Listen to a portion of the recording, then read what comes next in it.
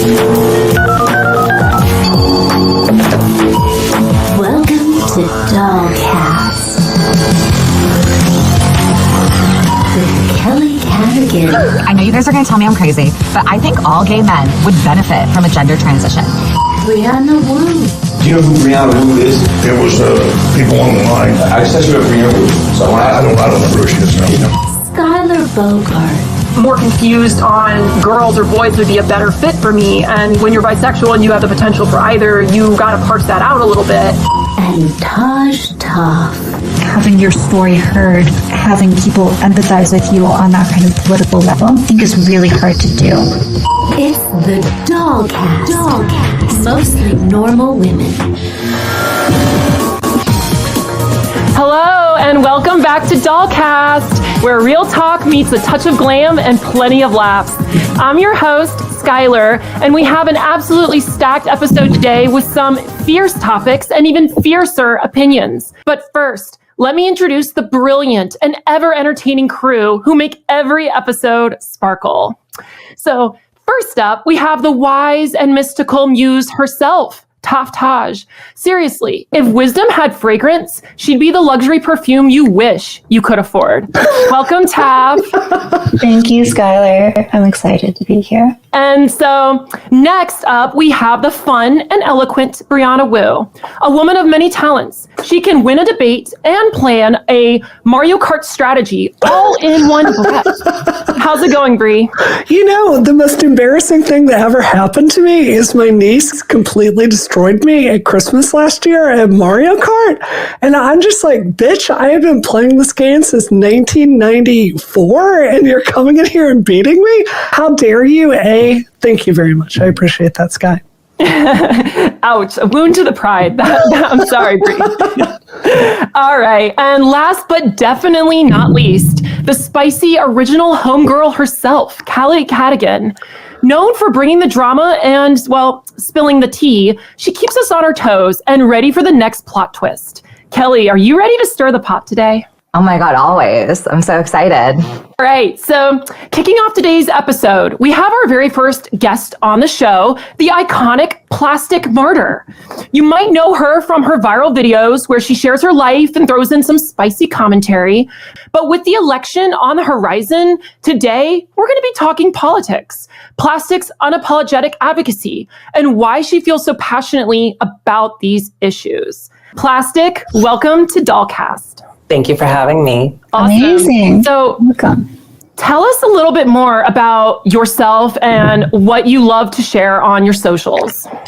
Well, I am in the entertainment industry. I began as a fashion model when I was like 14 and then slowly moved into reality TV. I also do music. And through that journey, I also had to navigate that as an openly trans woman. And that was really interesting because you would think Hollywood was this open-minded place, but it was very judgmental against trans people, trans women specifically. I was fired left and right from runway shows and music videos, find out I was trans, and it was just really interesting to navigate both things. The entertainment industry is really, really difficult to manage for anybody.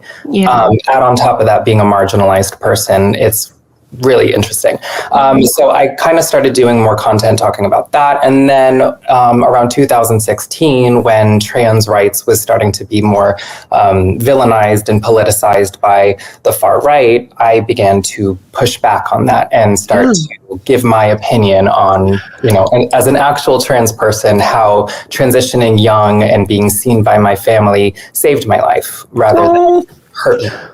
You know, they invited me onto two separate major reality shows in the Gamergate era, and I said no to them. Like, I looked at it, and I'm like, I know this trick. They're going to set me up to be the villain. And I don't know, so I am not surprised that happened to you. I was watching them after they finally came out, and I was like, oh my God, I'm so glad I said no to both of these. So I wanted to talk, the whole reason I wanted to bring you on the show today is, you know, there's an election, and I love your Kamala content. You're always out there. You're cheerleading for my girl, Kamala Harris, who I've worked with a ton in the last 4 years, her office on women's initiatives, really impressive stuff. And, I criticized her quite a bit in the 2020 primary. She was absolutely not my candidate. I was 100% in on Elizabeth Warren. So she had a lot of work to do to impress me. Her office did. And it's not like this is the first politician I've ever worked with. I walked away so impressed with how professional and thoughtful and most of all strategic that they were. So I thought what I wanted to do today was, I know there's a little bit of a different opinion here at the Dollcast who we're all voting for. I was thinking we would kind of all just talk as a group, figure out kind of what's at stake with the election. Who wants to go first? Oh boy. Yeah. I want to hear why, because I don't want to call you out, but I know you're leaning towards Trump. So over Kamala, if you don't mind me asking. Oh gosh. Wait, you're putting me on the spot first. No. It is hard to go first, especially if you've got the dissenting opinion. Yeah. Oh, but okay. I appreciate those assurances. I feel like I'm about to be excommunicated from this group. Really no. Okay. Well, for me, it's a lot of it is from I feel like trans rights. I liked the movement back in the mid 2010s, back when it was first fresh and it was inspirational and it was really it seemed like the direction progressivism was going and it seemed like the right way. But I think things came to a front for me when I saw the Title IX legislation coming through with Biden and Harris going for that and trying to codify gender identity into law. And I'm okay, I see the value in protecting vulnerable people like ourselves, but there's going to be bad actors and people that abuse that. And it strips away the ability to actually treat them in the way that they should be treated. I mean, there's lots of cases of this kind of thing internationally. And I'm just kind of scared for what that could do long term for trans rights if the impression of what trans means in the public eye goes downhill because of all these bad actors like predators and etc. that are coming into the trans community because there's benefits legally. I don't know. Okay. So I'm worried. I have so many thoughts on that, right? Because I think this election is really kind of a referendum on progressivism and a certain kind of identity progressivism, which is very focused on these marginalized groups and creating protections for them. And besides you, Schyler, I'm probably the most maybe Trump leaning or right person on here. And my biggest concern with Trump is just the election stuff and the sort of instability that causes. But I empathize a lot with your feelings of kind of anxiety around the progressive push for defending trans rights. It's not how I would do it. I think that we need an approach which defends our rights on the basis of freedom and free expression. I think that is so much more robust. And I really do see how when we've kind of barged into spaces and insisted that people, view us a certain way, sometimes it's backfired. And we've seen this big push where people are really frustrated with that. So I relate, I empathize. So I just want to jump in and say, look, I totally understand where both of you are coming from. I really do. So as someone who regularly writes checks to the Democratic Party, raises money professionally for the Democratic Party, works with the Democratic Party on a host of elections, I cannot stress to you just how little they understand or care about us. They're completely tuned out to the average Democrat. I swear to God, before I write them a check, I will get the candidate on the phone and I will say, this is something I always do. I go, what is in your mind the most important, public policy for trans people? And they will always give me something completely stupid, like non-binary driver's licenses, or, it's not healthcare funding. It's like something that's very superficial. Like I had a major candidate, I'm not going to tell you their name, but this is as high up as it gets in the government. And they told me that like they helped change a form in their state to make it so you didn't have to declare your gender on it. And it's like, dude, I want healthcare funding. So I hear what you're saying. I really think you should attribute all of this in the Democratic Party not to them subscribing to this maximalist opinion on things like Title IX, which I also share your reservations about. And I'm telling you, after the Republicans have made them pay such a high price for standing with the trans community this time around, it is not going to be the same if Kamala comes into office. So, in my view, I think it's okay to look at the bigger things like, is democracy going to be okay? What is the economy going to be like? What is our national security going to be like? Someone who's taken a very public stand with Israel, it gives me a lot of pause that Rex Tillerson quit as Secretary of State midway through. I didn't love the guy, but he was eminently qualified. So many of Trump's generals have quit halfway through.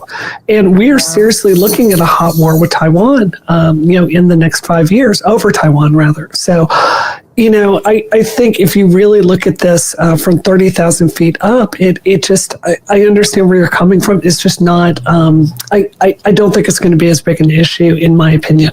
Can I ask you a question, Brianna? Sure, of course. If you're seriously looking at a hot war with Taiwan pretty soon here, is there any desire to move manufacturing at home? Right now, a ton of that is offshored, especially into places where China has access in China. It seems like, one way to interpret Trump's protectionism is really as an anticipation of geopolitical conflict and a desire to make sure that we have domestic manufacturing. Yeah, 100%. I'm very aligned with you on that, which is why I was so upset that Mike Johnson, literally yesterday, as we're recording this, the Republican Speaker in the House said he was going to repeal the CHIPS Act. And we can get into the CHIPS Act and, tooling and all of that.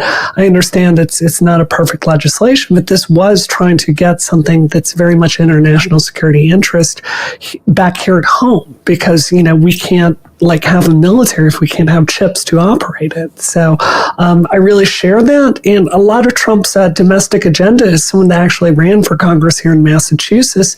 I've talked to these union guys that want jobs back here, at home. So I'm sympathetic to that. I think the question is not the policy I have a difference with. It's more, is Trump the vehicle to get us there? And I just don't have faith in that credibility. Well, I'd love to talk more about that too. The personality aspect. Like Plastic, what do you think of all this? Let's pivot. Yeah. Ooh, well, as a Jew and a trans woman, I think Trump is extremely dangerous. He is just come out. He is not hiding it. He is full front and center what he wants to do, how he wants to destroy this democracy, how he wants to make this a white Christian nationalist country. And I'm sorry, anybody who is okay with that or supports that, in my eyes, you're batshit crazy. Literally, we have... Hey! Except Sky. History. Read the history books. If you sit by and allow this to happen again, you are part of this problem. And he is not hiding it. So as for trans rights, I had this issue with a bunch of these progressive trans women who are like, oh, Kamala isn't doing enough or isn't saying enough. And it's like, well, she shouldn't be saying this right now before the election. Democrats are extremely transphobic too. And we are so far down on the list. And I would want us to be at the top of the list. Trans rights should not be the number one thing that America is talking about right now. I think we deserve human rights. I think we need to put checks and balances into place because, like some of you said, there are people who are abusing the power of this. But I don't think that trans women should not be considered women. And I don't think that we should invalidate people's identity and invalidate people's personalities simply because you don't agree with it. I think there needs to be checks and balances, but I think segregating trans people from cisgender people is extremely wrong, and it's going to lead us down a road where it opens it up for more bigotry and more segregation. And we are just the tipping point of that. So I think that it's really, really important to bite the bullet. And whether you like Kamala or not, at least in 4 years, there will be another election. Trump is literally saying many times that day one, he will be a dictator. So if you want to live under a dictatorship, which is really actually under Putin, that's on you. But, you make bed, you lie in it, and you're going to be lying in it for a while. Kelly, kind of how do you feel about this? I was really, I was pleased, but you came out really strongly for Kamala as well when she was kind of the nominee. Yeah, and I agree with absolutely everything that Plastic just said. Back to Sky's point where she was focusing on, the people that are abusing the trans community to do predatory things, such as like all the stories we've seen of people going to female prisons that are identifying as trans, and then we have all these cases of assault. I do think we need to have stricter checks and balances in place. And I don't blame her for how she phrased that in that interview.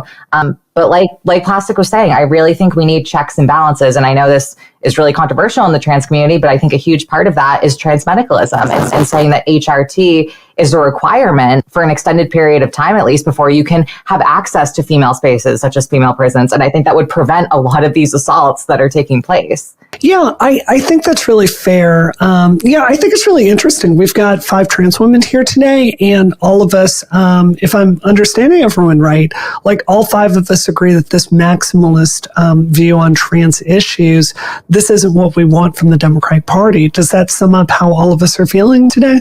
Yeah, definitely. Yeah.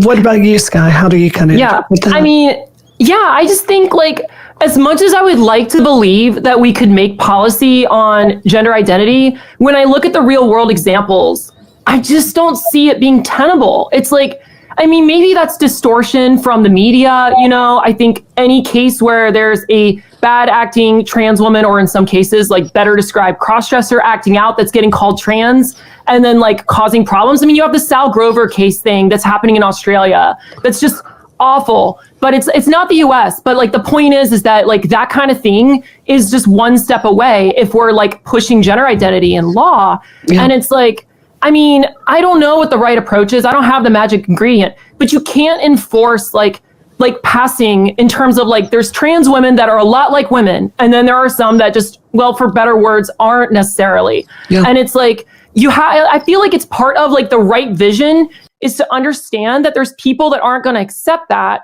And I'm worried that if we continue the progressive push that honestly, Biden, Kamala, I'll be honest, I voted Biden last election. And it's only because I'm afraid of the events that have sort of taken place. You have the Leah Thomas thing at the Olympics, and it's I don't see anything harming trans rights, no offense to him, no offense to her, than that. And seriously, because now you have Riley Gaines doing this whole thing, and it's a whole career off of sports stuff now. That's, it's just, how can we stop that? What I find really frustrating is, I'm a little older than y'all are. In the trans movement, how we got all these rights was going very slowly, piece by piece, and getting buy-in from the wider public. Something I tweeted out last week was a copy of my Virginia birth certificate, which has been changed after I got GRS to female, right? That is an accommodation that was put into law. It took time. There was buy-in from the public. What I think has happened in the last 5 years is a lot of the trans activists have convinced Democratic lawmakers of this maximalist vision of trans liberation that essentially comes to, it's a bunch of policy positions that turn the public against us. I think prisons are a really, really good example. I don't think prisons should be gender affirming. I also don't think someone like, my friend, Chelsea Manning, who was basically kept in prison and tortured without HRT and without help for that gender dysphoria, that's also not the right policy. So I don't know if we need to create a separate, prison for trans people in the United States or what, but this maximalist idea, I think it's not serving us because it just hands the Republicans all the tools they need to create millions of dollars of ads going after us. So Plastic, when you said, you think they're talking about trans stuff way too much, I really strongly agree with you. I want trans people to be a lot less visible, and I want us just to be able to go about our lives kind of quietly in the background. Yeah, when I transitioned, I began my transition at 5 years old, and it was you're so lucky. I was very lucky, and I definitely want to hear about that as well. Yes. So I'm 35 now, so I began 30 years ago. And my mom is a liberal Jew from New York. She's got 2 masters in psychology, and she knew, educated. Yeah, she knew what was happening. This wasn't pushed on me. This wasn't that's why the whole narrative of, you're teaching kids, and I didn't even know what that was. I didn't know the word transgender until I was 16. All I knew was I was a girl. And I had to do whatever I had to do to make myself not want to kill myself. Because I remember the first time I wanted to kill myself, I was 6 years old. And it wasn't because I was depressed or I learned about reincarnation in school, and I was like, oh my God, that's it. That's how I'm going to get in the right body. I remember that. I did the same thing. Yeah, Yes. I tried to kill myself at Same 6 thing. because I was like, I'm going to come back in the right body this time. Yeah. And thank God I didn't successfully do it. It's way harder to drown yourself at 6 years old than you think. But anyway, so my mom luckily saw me and knew that it was at that point called gender dysphoria or whatever the hell it was called. And she allowed me to socially transition. And then when I was in my late teens, I began my hormone replacement therapy journey. And then in my 20s is when I got my surgery. And all of that just, it's what kept me alive. And my mom fought for me every single day, because when I was doing this years ago, there was nobody else out there. There was no internet for us to get information from. So when, I would go into the bathrooms, the girls' bathrooms, and then the parents would complain. And then the school would tell me I can't go in the girls' bathroom. My mom was there fighting for me. And she was like, either you're going to let my kid use the correct bathroom that aligns with her gender, or I'm going to have a news crew here tomorrow. And your choice. And oh my goodness. I love this. The transphobia that I experience now is worse than anything I've ever experienced 100%. in the years before. Yes. And you would think it was the opposite, because there's so much more information now. But I guess ignorance is bliss. And I would love to go back to a time when people just either didn't give a shit or were more afraid of me than they wanted to hurt me, because now they want to hurt me rather than be afraid of me. Totally. And I feel like that's something that we can all relate to on some level. I'm lucky in that, like, my parents also fought for me in a lot of ways. Like, I remember, one of my extended family members like misgendered me, and my father was like so annoyed, and he was like, yeah, she just doesn't get it, and he was like ranting, and like I had not asked him to do that, but he so clearly loved me so deeply and understood my struggle. Yeah, so touching. And I feel like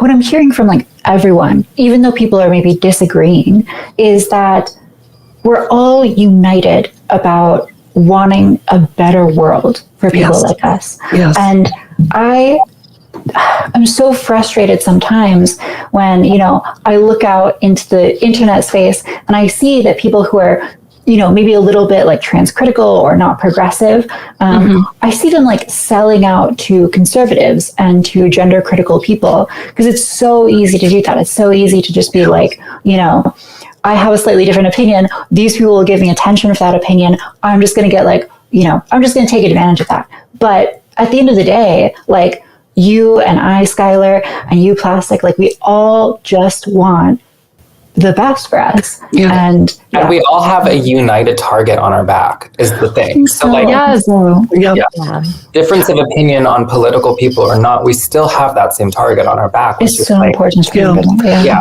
No, I wanted to ask, have y'all seen that trans ad that is playing? I live in Massachusetts, and it is on the air every 4 seconds. I was walking out of the bathroom at the movie theater the other day, and this ad comes on the air, and it's got like a trans woman with a very deep voice, and then it shows, Rachel Levine, and then it shows a bunch of drag queens, and then it goes into, Kamala Harris wants gender-affirming surgery for prisoners, and then, it ends with the tagline, like, Trump is for us, Kamala is for they, them. And, it's not that I think all of us just said, like, we want a more sophisticated conversation about how trans people are treated in prison. I certainly do not want, cis women in danger because the prison system is putting, rapists in with, cis women. That's cruel and crazy. We all condemn unequivocally. But at the same time, that's not what this ad is. It's using these caricatures of trans women as drag queens, and then using us to scare the public, and then linking like a bunch of ideas together, like drag queens, trans women, non-binary people into the soup to basically make people hate us. And it's a really dispiriting thing to see an election about, like dehumanizing you. Do y'all feel the same way? Yeah. Totally. Yeah. It's taking that exaggerated bad examples. I mean, this started with like the drag queen story hour. That's what's fuming that whole ad, is like with the drag queen part. And it's like, drag queens have been around forever, but it wasn't until the schools and the drag queen story hour time that this whole thing started to become an issue. Like, you have a whole publication, like now, is it called Redux, that goes and just publishes like anti-trans content all the time. And like, but rightfully, I mean, I'll be honest, like, they're taking examples, real world examples, and just reporting on them. So the problem is with the legal system, the framework that's allowing these, again, you know, I don't want to say they're not genuine trans women, but there's clearly problems going on with these people. And it's like, they're getting wrapped up though, and they're basically dragging the whole thing down. And it's like, how can we move forward in a way that protects the image of like the trans community and keeps those rights and keeps the public image like going up? Like, Brie, I always think back to how you always talk, because you transitioned so long ago, how like you saw the evolution in rights like over time. And like, I go back to that and I'm like, we take it for granted. Like, I take it for granted. I had everything paid for through insurance because of people like you that came before and spoke to the efficacy of this process. And like, before now, we're starting to see pushback, and now we see ads, literally political ads attacking us. Like, I don't know. It's exhausting. It really hurts me. I mean, Kelly, how do you feel about it? I mean, it's always been tough. I feel like the right has just been getting more and more against us as this election has been getting closer. It just feels like I didn't think it could get worse from 2018, and now it just feels like we're here and it's even worse than it was. I remember in like 2016, it felt like things were kind of taking a turn, especially when Caitlyn Jenner came out. Like, I thought like society was going to be with us. And I don't know, it seems like ever since Trump got into office, it's gotten worse and worse. And now I don't know if we're getting more accepted by society anymore. I think there's more people against us than ever before, especially because we've been so exposed by the trans visibility movement. I think it's a real problem. I hope this is an unpopular opinion, but I think that trans people, because we don't have children, I think we are really underestimating the degree to which it's upsetting parents, like this explosion of very young children that are non-binary. I've got a really good friend of mine. He was telling me with the class, they were having a coming out day, and like half the class was raising their hand, not saying, hi, I'm gay or lesbian, but I'm non-binary. And it's not them saying, I don't think that they're going through something real there. I'm saying that just pragmatically, if you've got armies of these kids coming out in schools, it is scaring the parents. And it's really easy for me to understand how some of these things have been done in a way that I don't think is skillful, and it's just giving the Republicans ammunition to go after us. So, when I'm saying stuff on Twitter kind of urging us to back away from this progressive fringe, it's not because I don't love trans people or I don't see the humanity there. It's because I don't think these tactics are going to get us the things that we want. And all of us on this call today, I think we all 10 out of 10 want dignity for trans people. Isn't that right? Absolutely. And I think you're hitting on something really important, which is this sort of distinction between like a lifestyle minority or like a medical minority. And like, I believe very strongly that if you want to wear like women's clothing and you just want to like cross dress, like you should be able to do that, and you should be able to wear your drag, and you should be able to like identify as non-binary, and whatever that means to you. I think it's like so fundamental to your right as an American that you be able to express that. At the same time, I think that there's like a sort of conflation here where like maybe these children in these classes who are all raising their hands and saying that they're non-binary, they probably are like expressing a real sentiment, which is like the desire for gender nonconformity or fluidity. And it's like, it's very, it's okay if children are able to explore that. I think the problem, we've sent like mixed messages.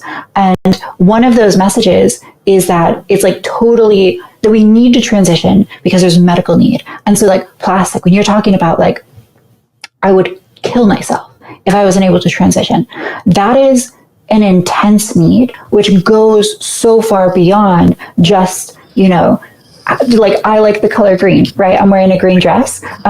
That's not a strong need, right? At the end of the day, I don't think that I have like a medical like right to wear the color green. I think I have a personal freedom of expression right to do that. And I think that when we make arguments for like trans people getting surgeries in prison, for example, that's a medical need argument, right? And we can defend trans rights on that, but if we're going to do that, then we need to make a distinction for these kids that are raising their hand. Otherwise, people are going to see them and they're thinking that like, oh, progressives want to like give these kids surgery. And we just have to be able to show that like both things are fine, but they are different things that we're talking about here.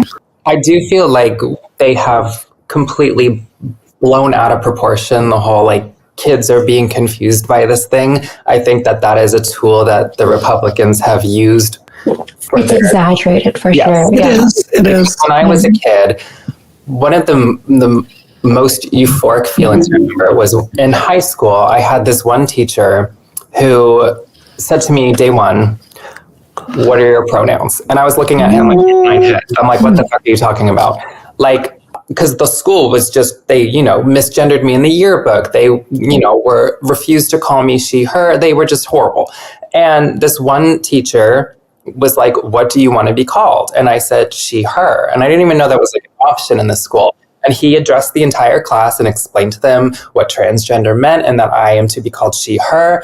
And you know how many kids in that class transitioned other than me? Zero, yeah. None of them.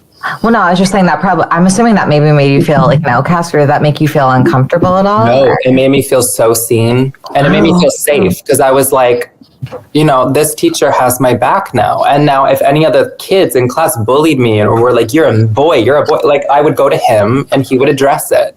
And I was like, I just felt so safe in his class, whereas the other classes, it was bullying me was excused. Yeah. So, I mean, I even had substitute teachers that would write notes when they would have substitute teachers. On the notes, they would say that they would use my name, was to be called by this name, my legal name, and do not call me she, her. Yeah. So it was just like that class I didn't feel safe in versus this class where this teacher was like, I see you, who do you want to be? And it was like, that was amazing. Well, that's so much like what you're talking about with your mother too. Yeah. The power of having someone step in and have your back. Yes. And it doesn't even need to be like an institutional thing, like, right. Where like the school itself is having like a rule in place, but just having one person to like have your back on that's so valuable. And, I think we've talked about this so many times on this show, but kind of like there's cultural differences between conservatives and liberals. One of those cultural differences, I grew up in like a rural town, like lots of conservatives. One of the cultural elements of that is the idea that you stand up for yourself, or like you get other people to stand up for you, but you don't rely on like the government or like the policy to protect you. And that kind of works when you're in this small town and you have these personal relationships and like you can really connect with people. But it's way harder to do when you're navigating these sort of impersonal environments where like you might not have those connections. And so I think that like liberals and progressives, they're way more likely to advocate for like an actual policy, something in Title IX or, in somewhere else in the law that says, no, you can't discriminate. And so I think that we're like butting heads culturally, where conservatives are like, why do you need to do that? Like, just, speak to people. Yeah. And it's different approaches that work, more or less in different areas. I mean, I hear you, Taf. I remember though, like we had one black girl that came in and enrolled in my Mississippi private school when I was young. And I'll never forget the day she got stabbed in the eye with a pencil. Holy fuck. And she left school after that, and I never saw her again. I think that regulation can like have its place. Where I really differ from this, to stab people in the eye with pencils. Yeah. Totally agree. It's like a bare minimum regulation. It was an accident, but we don't know if it was racially motivated or what. My point is, I think that there's this tendency in progressive circles to really inflame and just like poke the conservatives as hard as you can and push it. It's where this drag queen story hour comes from. I think the pretext with this is, oh, we're going to educate children about gender diversity. I think the subtext of it really is, F you conservatives, look at these drag queens out here. We're here, we're proud, we're queer. Right. It's just kind of a like staking a cultural stake in the ground. Yeah, I don't have a problem with that. It's like there's a cost to this because they're going to retaliate and they're going to backfire. And the last thing I want to say, Plastic, and this is respectfully, I don't agree with you that like no kids are going to transition. It's a real public policy problem nowadays. The number of girls that are detransitioning, they're getting on this, and we actually don't have full numbers because these clinics will not release their total data to the public. I think directionally, if you look at these stories, for whatever reason, female to males, they are detransitioning at rates that are different than us. We do this, we tend to not have regrets, we are relatively low at detransitioners, but this is a public policy problem, and I think like mixing non-binary and FTMs and MTFs into this like gender soup, I think it's really not serving us from a public policy perspective. I think, again, checks and balances, but completely villainizing trans kids and 100%. Not allowed, again, that's going to lead to more suicides for trans 100%. kids because there are trans kids. So just because the detransition rate is increased in trans boys, that doesn't mean that the I hate using the term real trans, but the real trans boys suffer. Yeah. Because if these rules were in place when I was a kid, I would not be here today. So I think we need to have stricter rules, but not rules that erase trans kids. I 100% with you.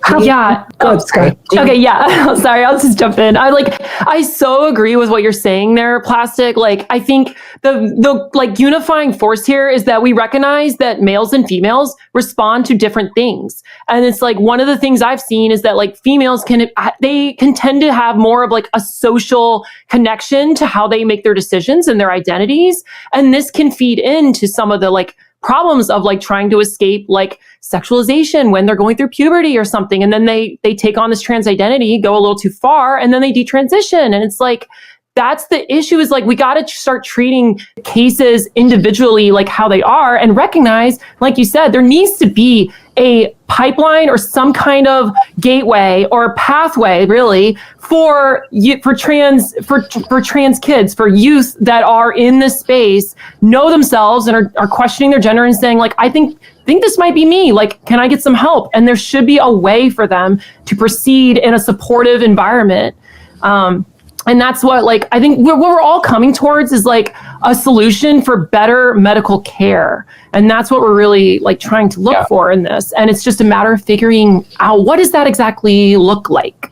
Yeah. And listen, I mean, even among cis children, gender role playing when you're a child is normal. Oh, 100%. Yes. People forget that. I know so many of my cisgender friends who were role playing with gender when they were kids, and they are completely like, there was one little girl that was on my block who I was sure was going to either grow up to be trans or a lesbian, and she is married with children now, and it was like she's just exploring, you know. Yeah, most kids are out of it. Yeah. And I think again, making children feel like something is wrong with them for questioning their gender is wrong. Oh, and 100%. I think that when I was a kid and I was trans, the checks and balances that were in place worked for me. I went to the doctor, I talked to therapists, I spoke to my mom. I think it's also important that we start to educate parents more, because I think parents are the ones who are punishing their children for this. And I think the parents need the education more than the kids need the education. I think you agree that, I forgot who it was that said that, you think that a lot of the stuff that's being taught in school now, or like is happening in schools, is pushback against the conservatives. I do agree to some extent, because like, I feel like it's important to teach kids tolerance. Some of the stuff is going a little over the top with some of these things about like, coming out day for like whatever, like middle schoolers. Maybe a bit much. Yeah. A little much. It's ridiculous. Do you think that has anything to do with the amount of detransitioners we're seeing? Just because like, I feel like, nowadays, because it's taught to them what being trans is, what being non-binary is, in the name of creating tolerance, do you think that's just maybe making some kids think they're trans and then they go through a transition and then go, oh shit, this wasn't meant for me? I think the terms are not clear among people. I think there's a lot of new terms coming in that are confusing people. Like, I don't know, for instance, like when I was a kid, there was a period in my life, in my childhood, where I probably would have been considered non-binary, but I didn't have that term then. So I would go around saying I was genderless because I didn't quite feel I was a boy. I knew I wasn't a boy, but I didn't quite feel comfortable claiming I was a girl in middle school. But I think that being non-binary is this great little purgatory that a lot of trans people are in the beginning, figuring out who they are, trying on different hats and figuring out, am I a girl, am I a boy? And that's normal. I think when we get into all of these new terminologies, that it is easy for kids to be like, I'm trans, when they're really not. And again, I think that's when like either having psychiatrists or parents or people talking to their kids about this stuff would be more important than trying to shame them and shut them down. Yeah, this is why I believe so strongly in transmedicalism. I'm fully with you. Kids need to be able to play with gender. Like, we just used to call these kids goth back in the 90s, right? So, I think that's beautiful. I love that. And I want every single kid to be able to do that. I think the problem is when we're so quick to medicalize this. Kelly, I've used the talking point that you gave last episode literally 3 times this week, talking to elected officials, where you were talking about how, like, when you think a lot of the people that start this, they just want to be able to talk about their feelings. And that makes a lot of sense to me. I'm sure there are a lot of kids that come in there, like you, obviously transitioned, you're gorgeous, you're very feminine. We all went down the right path for us. But I think it's really important to, just to not immediately medicalize and to give those kids, enough time to figure out who they are, to make a decision for them. And Taf, like you were saying, if someone wants to cross-dress, like, more power to you. That's great. If you don't have to get on these hormones and have your face and your genitals taken apart, like, I think that's a good decision for you. Yeah.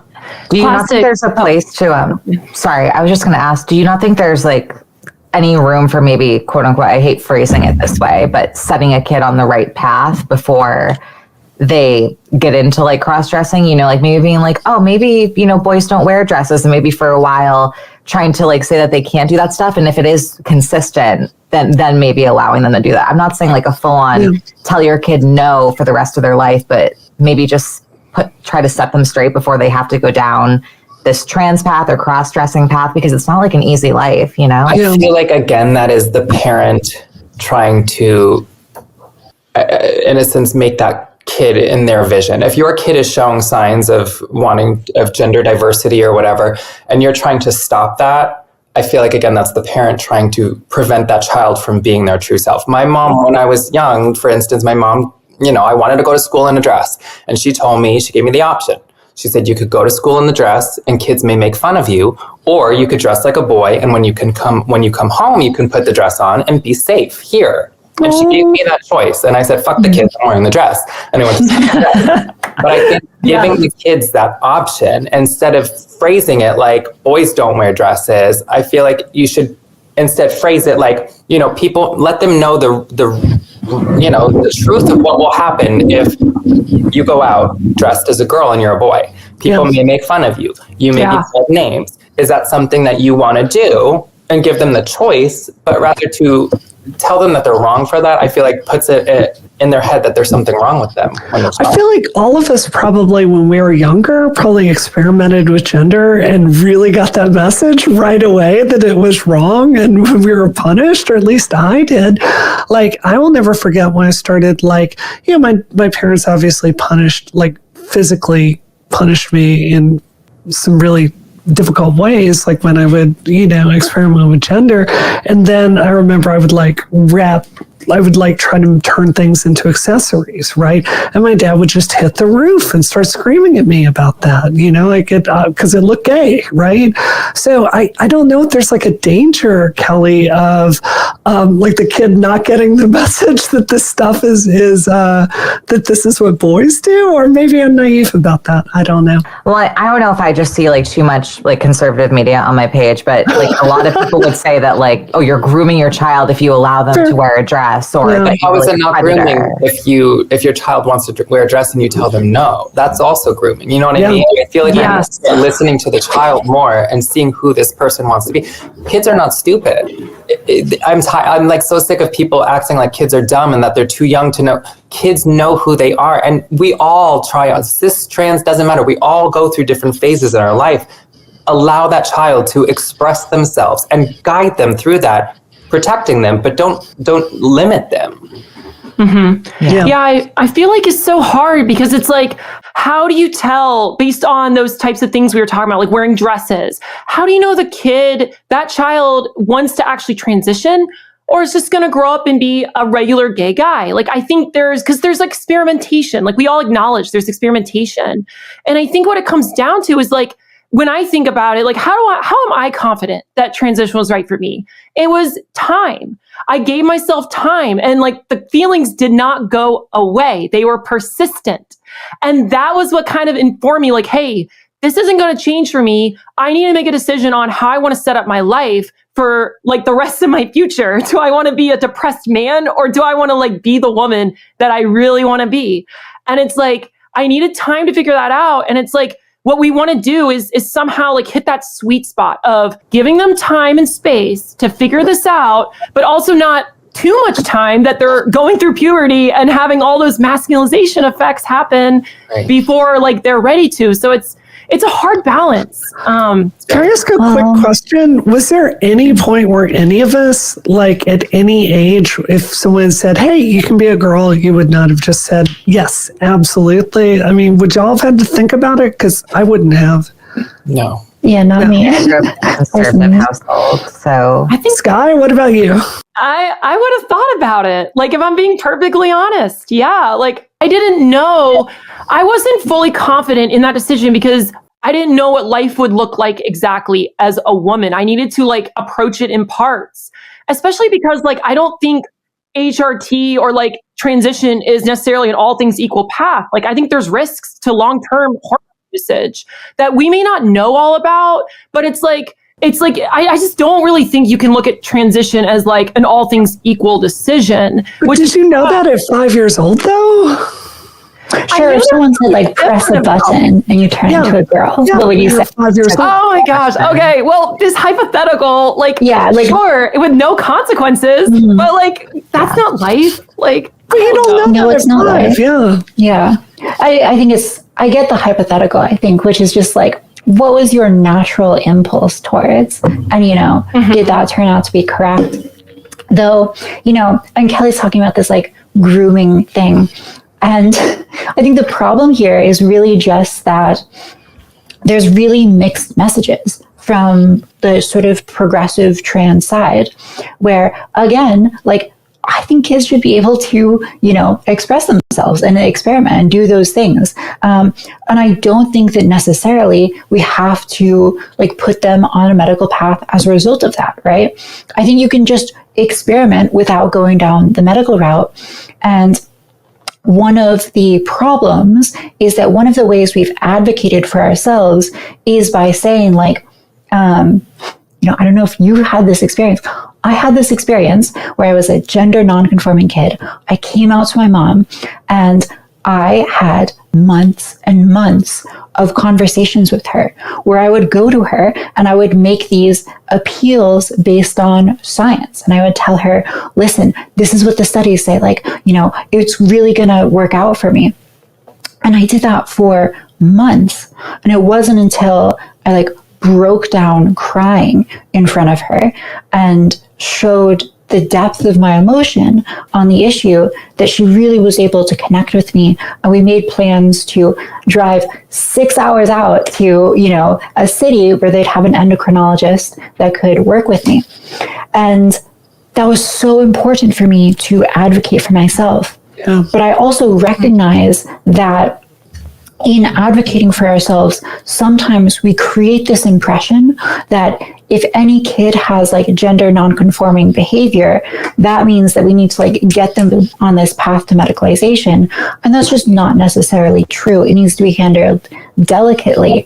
And I think that the reason conservatives feel like it's grooming is because a lot of people aren't willing to acknowledge that, like, sometimes you might want to transition when you're like a kid because you don't fully understand what that means. And then you change your mind as like an adolescent.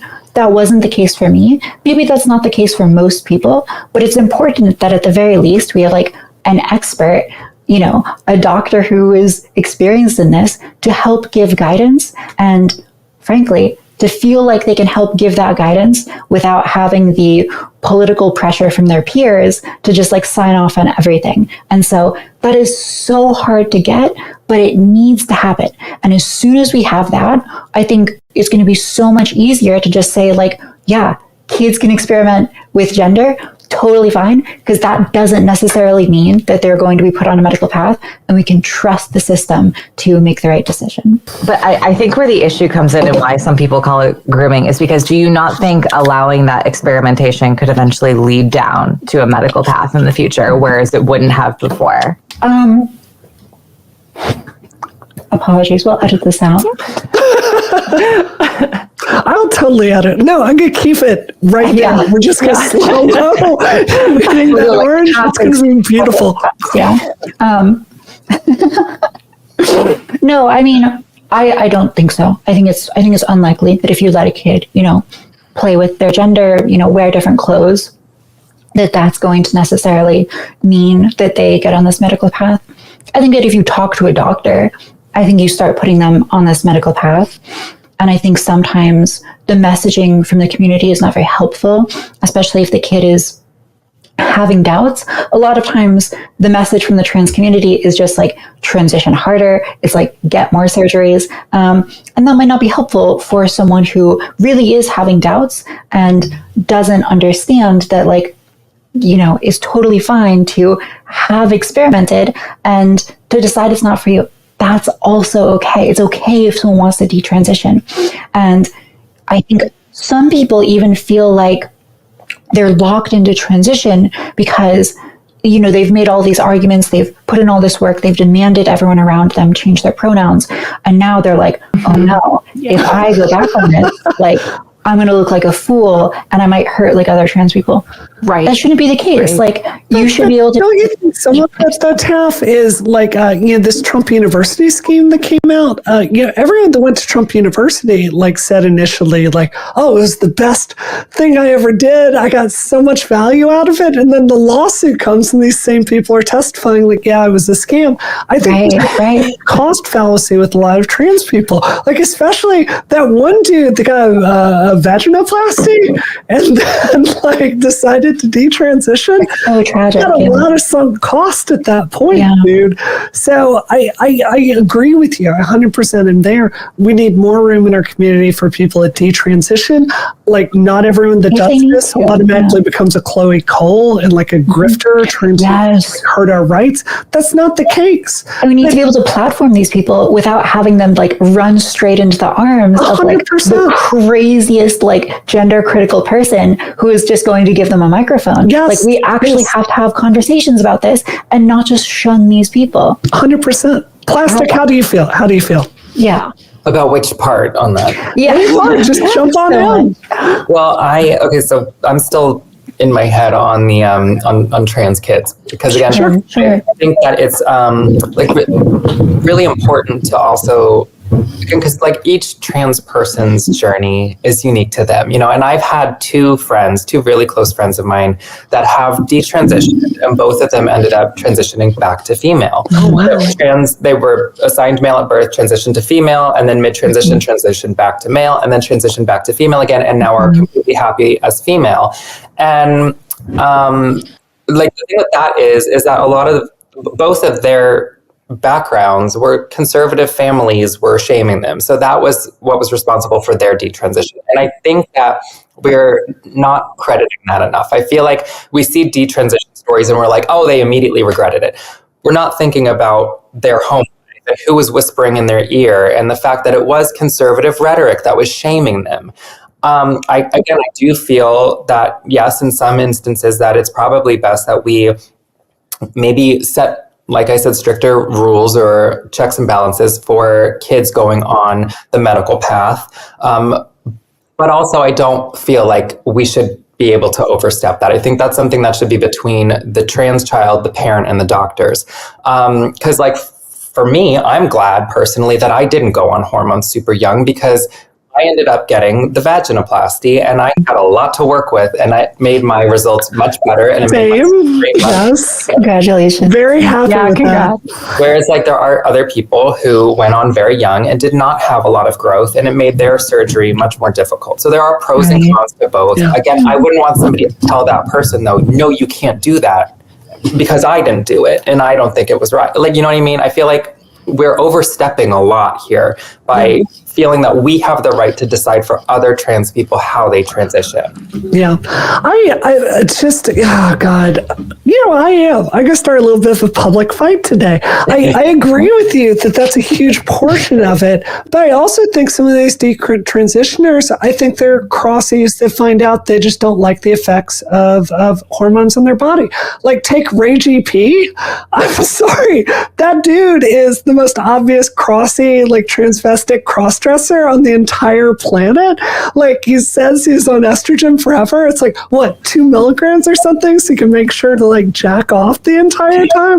Like, God, some of these people get on HRT and it's distressing for them because it's about like sex. It's not about their identity. And that's okay. If you want to go be a crossy, more power to you. But I mean, like, I don't think it's all just conservatives. I think some people go down this path of finding out if there's like a woman inside, and there's just not. And that's okay. Like they should be able to go back. There's a lot of fetishizing it. Yeah, 100%. I do see that a lot too. And that is like, I'm able to clock that immediately. And I do have an issue with that because it's like, bitch, don't be trying to get in my circle. 100%. But I think, again, like we need to, that comes in with the checks and balances of like, we need to set clear, concise rules and boundaries in the trans community that protect trans people and also protect non-trans people.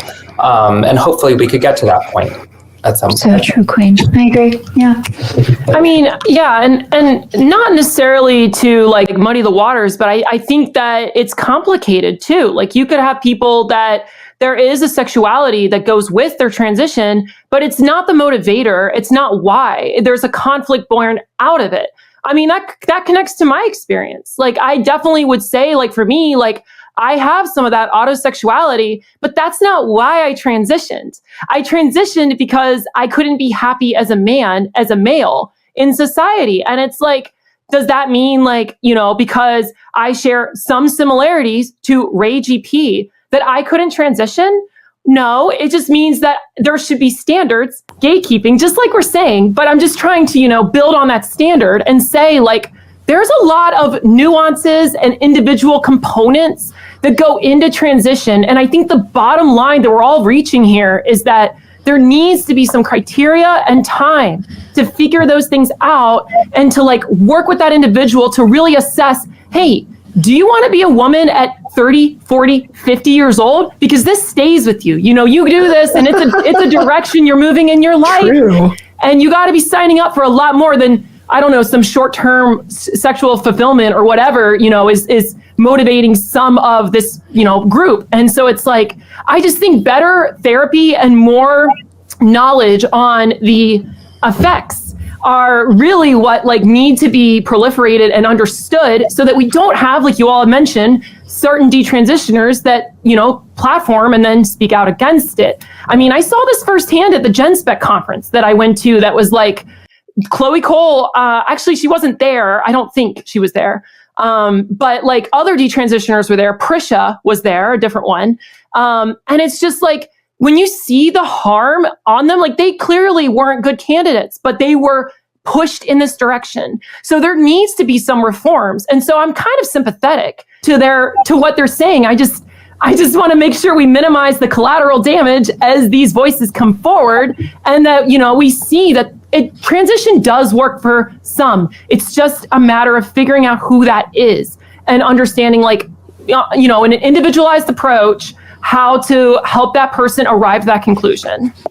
Schyler, Donald Trump gets elected. He creates the perfect trans policy, fixes the economy, deports all illegal immigrants.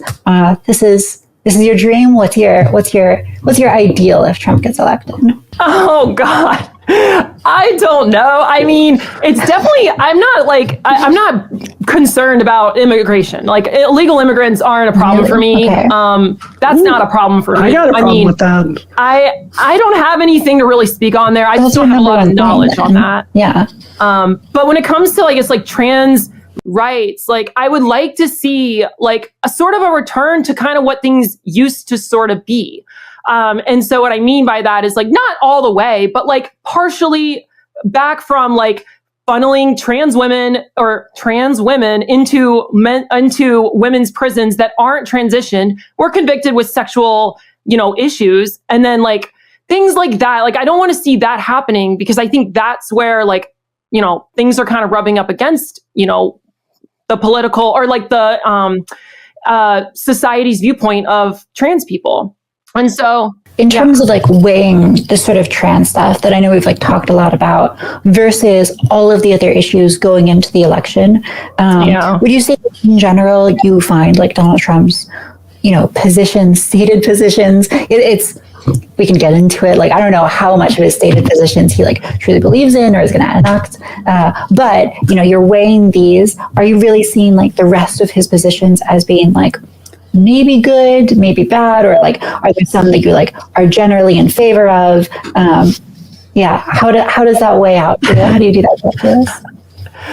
I'm not a political person. I'm still on the fence, to be honest. I'm like going to decide the day of, but like, I think for me, it's just, short answer is no. I don't really like his personality. Like I mentioned, I voted for Biden in the last election. It's just that I'm worried about the continual swing of progressivism for 4 more years. Like, I just think there's a pendulum here, and I want to have some pushback on that direction so that the end result of the blowback isn't so bad. Because I see the direction, with detransitioners and those types of things, and I get a little concerned. I hear you, and we're gonna be friends no matter what. Even though Kamala's my girl. But don't kick me off Dollcast. No, we love you too much, Scott. Kamala's definitely hotter. I really feel where you're coming from with that. Like, this is my problem with Trump, though. Is he's not a policy guy. Like, let's take something you said that I agree with, which is that our border is a serious problem. I'm not coming at this from like a xenophobic perspective. It's 100% a national security perspective. Like down there on the southern border, we've got so many crossings a day. The asylum system is clearly broken. We don't know who's coming into the country. One of the stories we've just forgotten a memory hold from the Bush era is someone coming into the United States with a dirty bomb with the intention of attacking us and, basically spreading radiological material in one of our major cities. So I'm really like sympathetic from a NatSec perspective to this goal of fixing the border. My problem with Donald Trump is nothing he like plans to do from a policy perspective will actually address that. What is the reason the border is broken? It's because we don't have enough judges. The judges here in Massachusetts have actually been dispatched down to the southern border to help adjudicate some of these cases as they're coming through. Donald Trump doesn't want to do that. He wants to build a wall from sea to shining sea, right? So the problem over and over again is this is my job, and I do know a thing or two about this. And when it comes to like the economy, his plan for the economy last time was one of the reasons inflation got so high, like just unchecked spending, deficit skyrocketing, basically shooting bazookas of cash at the stock market. There are so many people that made tons of money by just like following whatever the Fed was investing their money in during COVID because they were shooting so much cash there. You couldn't help but get very, very rich doing it. So like, it's just every single like strategy he tries to implement, it doesn't seem like it's skillfully done.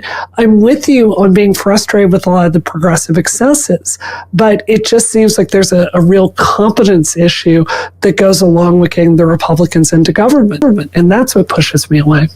I mean, can I ask you something? Yeah, of about course. That? It sounds like on the issue of protectionism, you see some value Yeah, of in course. the manufacturing home. On the issue of the border, you Yes. see a real security issue with, Yes. illegal immigrants and a broken asylum system, which is, costing us lots of money, hurting actual, real asylum seekers because we can't process all of these people fast enough. You have these worries about the excesses of the progressive movement. But at the end of the day, your feeling is that like Trump, he's just not a policy guy. And like, this is all kind of lip service. I think like the fact that it's all kind of lip service is the only reason to consider Trump. Really? That's very smart, actually. Yeah. Because, okay, I'm going to annoy all like the Trumples. Trump appeals to like a lot of fucking idiots who like don't understand anything about politics and who are like, big, beautiful wall. That sounds amazing. Like that's going to protect us.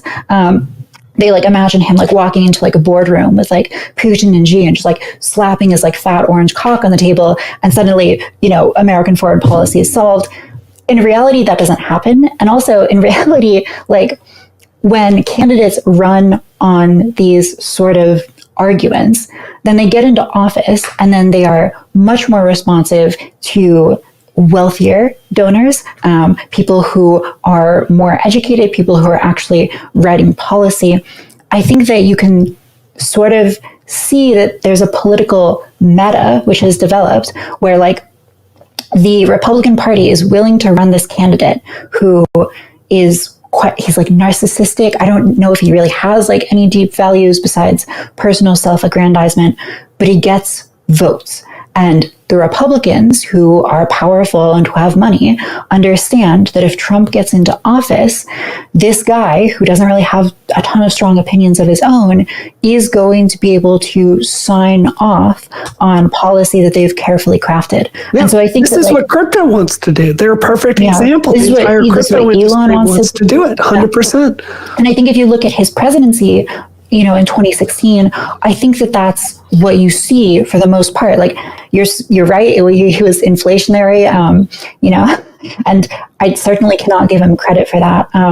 But a lot of his strategy came from basically Republican operatives who are a lot smarter than he is and told him like, appoint these judges. They'll rule on Chevron. They'll rule on, Roe. And suddenly the Republicans are winning these victories. I think that if your number one issue with Trump is like, he's not a policy guy, I think maybe that's not so important. And maybe it's more important that you care about the immigration and the protectionism and, the excesses of progressivism. Honestly, if I were in your position, I would let that weigh more on me. The last time around, like, what was he effective on? What was Trump's really, like, let's look at just policy to policy. What does Biden have? He's got Inflation Reduction Act. That was effective. CHIPS was effective for getting stuff back here domestically. We lowered inflation faster than any other country in the world. I think that when it came to like the war, supporting Ukraine, A+ for that. Rolling out the vaccine, A+ for that. Supporting Israel, I'll give them a C+. Like there's solid like policy accomplishments there. When I look at Trump, I mean, like I don't mean this snarkily. What can you point to as an accomplishment of his presidency? Warp speed. My husband works in this industry. That money was allocated far before he got into office. If I thought he deserved credit for all of that, I would give it to him. I don't think it's fair. Like Frank worked on the Moderna portion of that. Like this was 10 years in development ahead of that. So like, what is the policy that he accomplished last time around? Yeah, I don't know if I would say there's like a ton. I think, like you already mentioned, I think there's prison reform. I think that prison reform, that's fair. Yeah. I think that if you are a big fan of Donald Trump, you'll probably point to the fact that you had like lower border crossings. Fair. That he can like take credit for that is maybe questionable. I think you would point to the fact that there was so much inflation towards the latter half of his presidency as being a COVID thing, or towards the very end of it. I think you would say it's just like a COVID thing, and there wasn't much way of getting out of that. I think they would point to the fact that, like it or not, there were no new wars. And maybe if a war in Ukraine had broken out, I I would have loved Donald Trump to make the same policy decisions that Biden did, because frankly, the Biden administration handled Ukraine extremely well, being able to utilize old technology to, massively slow down and cost one of our biggest geopolitical rivals tons of money, probably slow down the invasion of Taiwan. Fantastic. I think maybe if you care a lot about Israel, Trump is a lot more muscular on Israel than Kamala Harris is. And so I don't know. I think it's interesting that between you and Schyler, you have this sort of duality where one person is like, I'm not super interested in the policy, but like, I just think it's going to be a cultural change.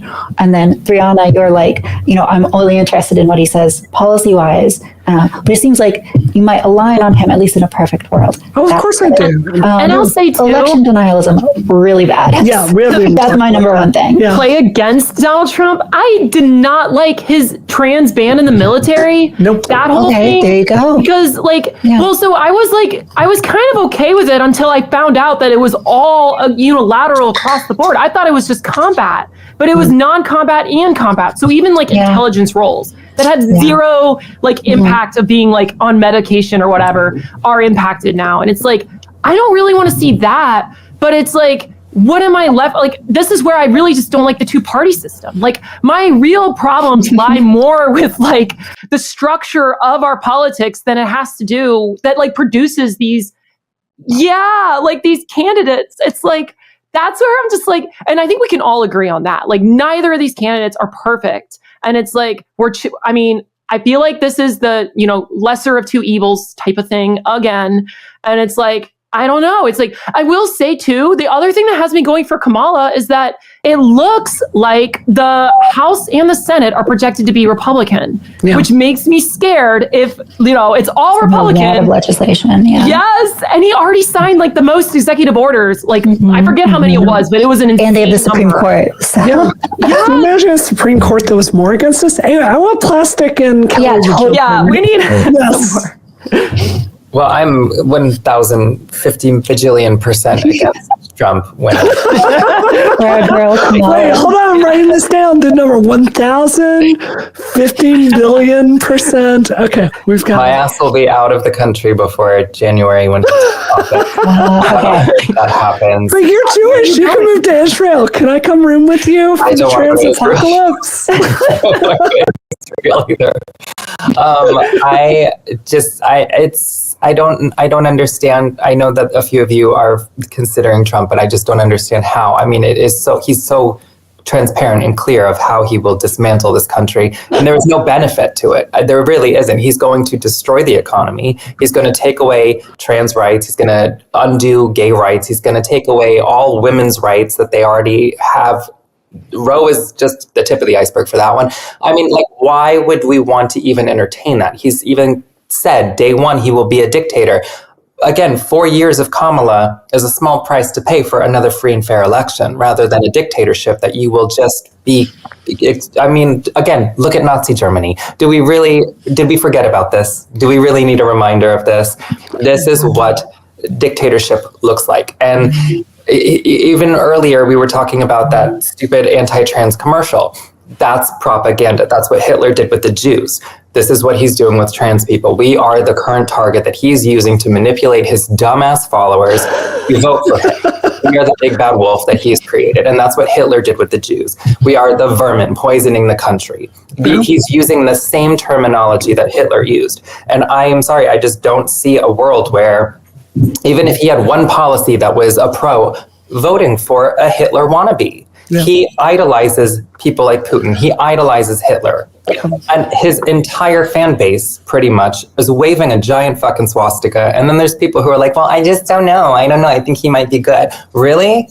Because as a Jew who understands history, I don't think he will be good. And I know for a fact that all women and trans people and gay people and black people and Jews and whoever is not Christian, white, cisgender, hetero male will be royally fucked if he gets in office. And so will the entirety of our country, and not just our country, but the world, because he will be teaming up with the other dictator fascist nut jobs in this world, and they will essentially take over and invade And, they're power hungry. They will stop. Apocalyptic, sounds like. It will be the end. He does seem to have an alliance with authoritarians that I find really, really disturbing. Yeah.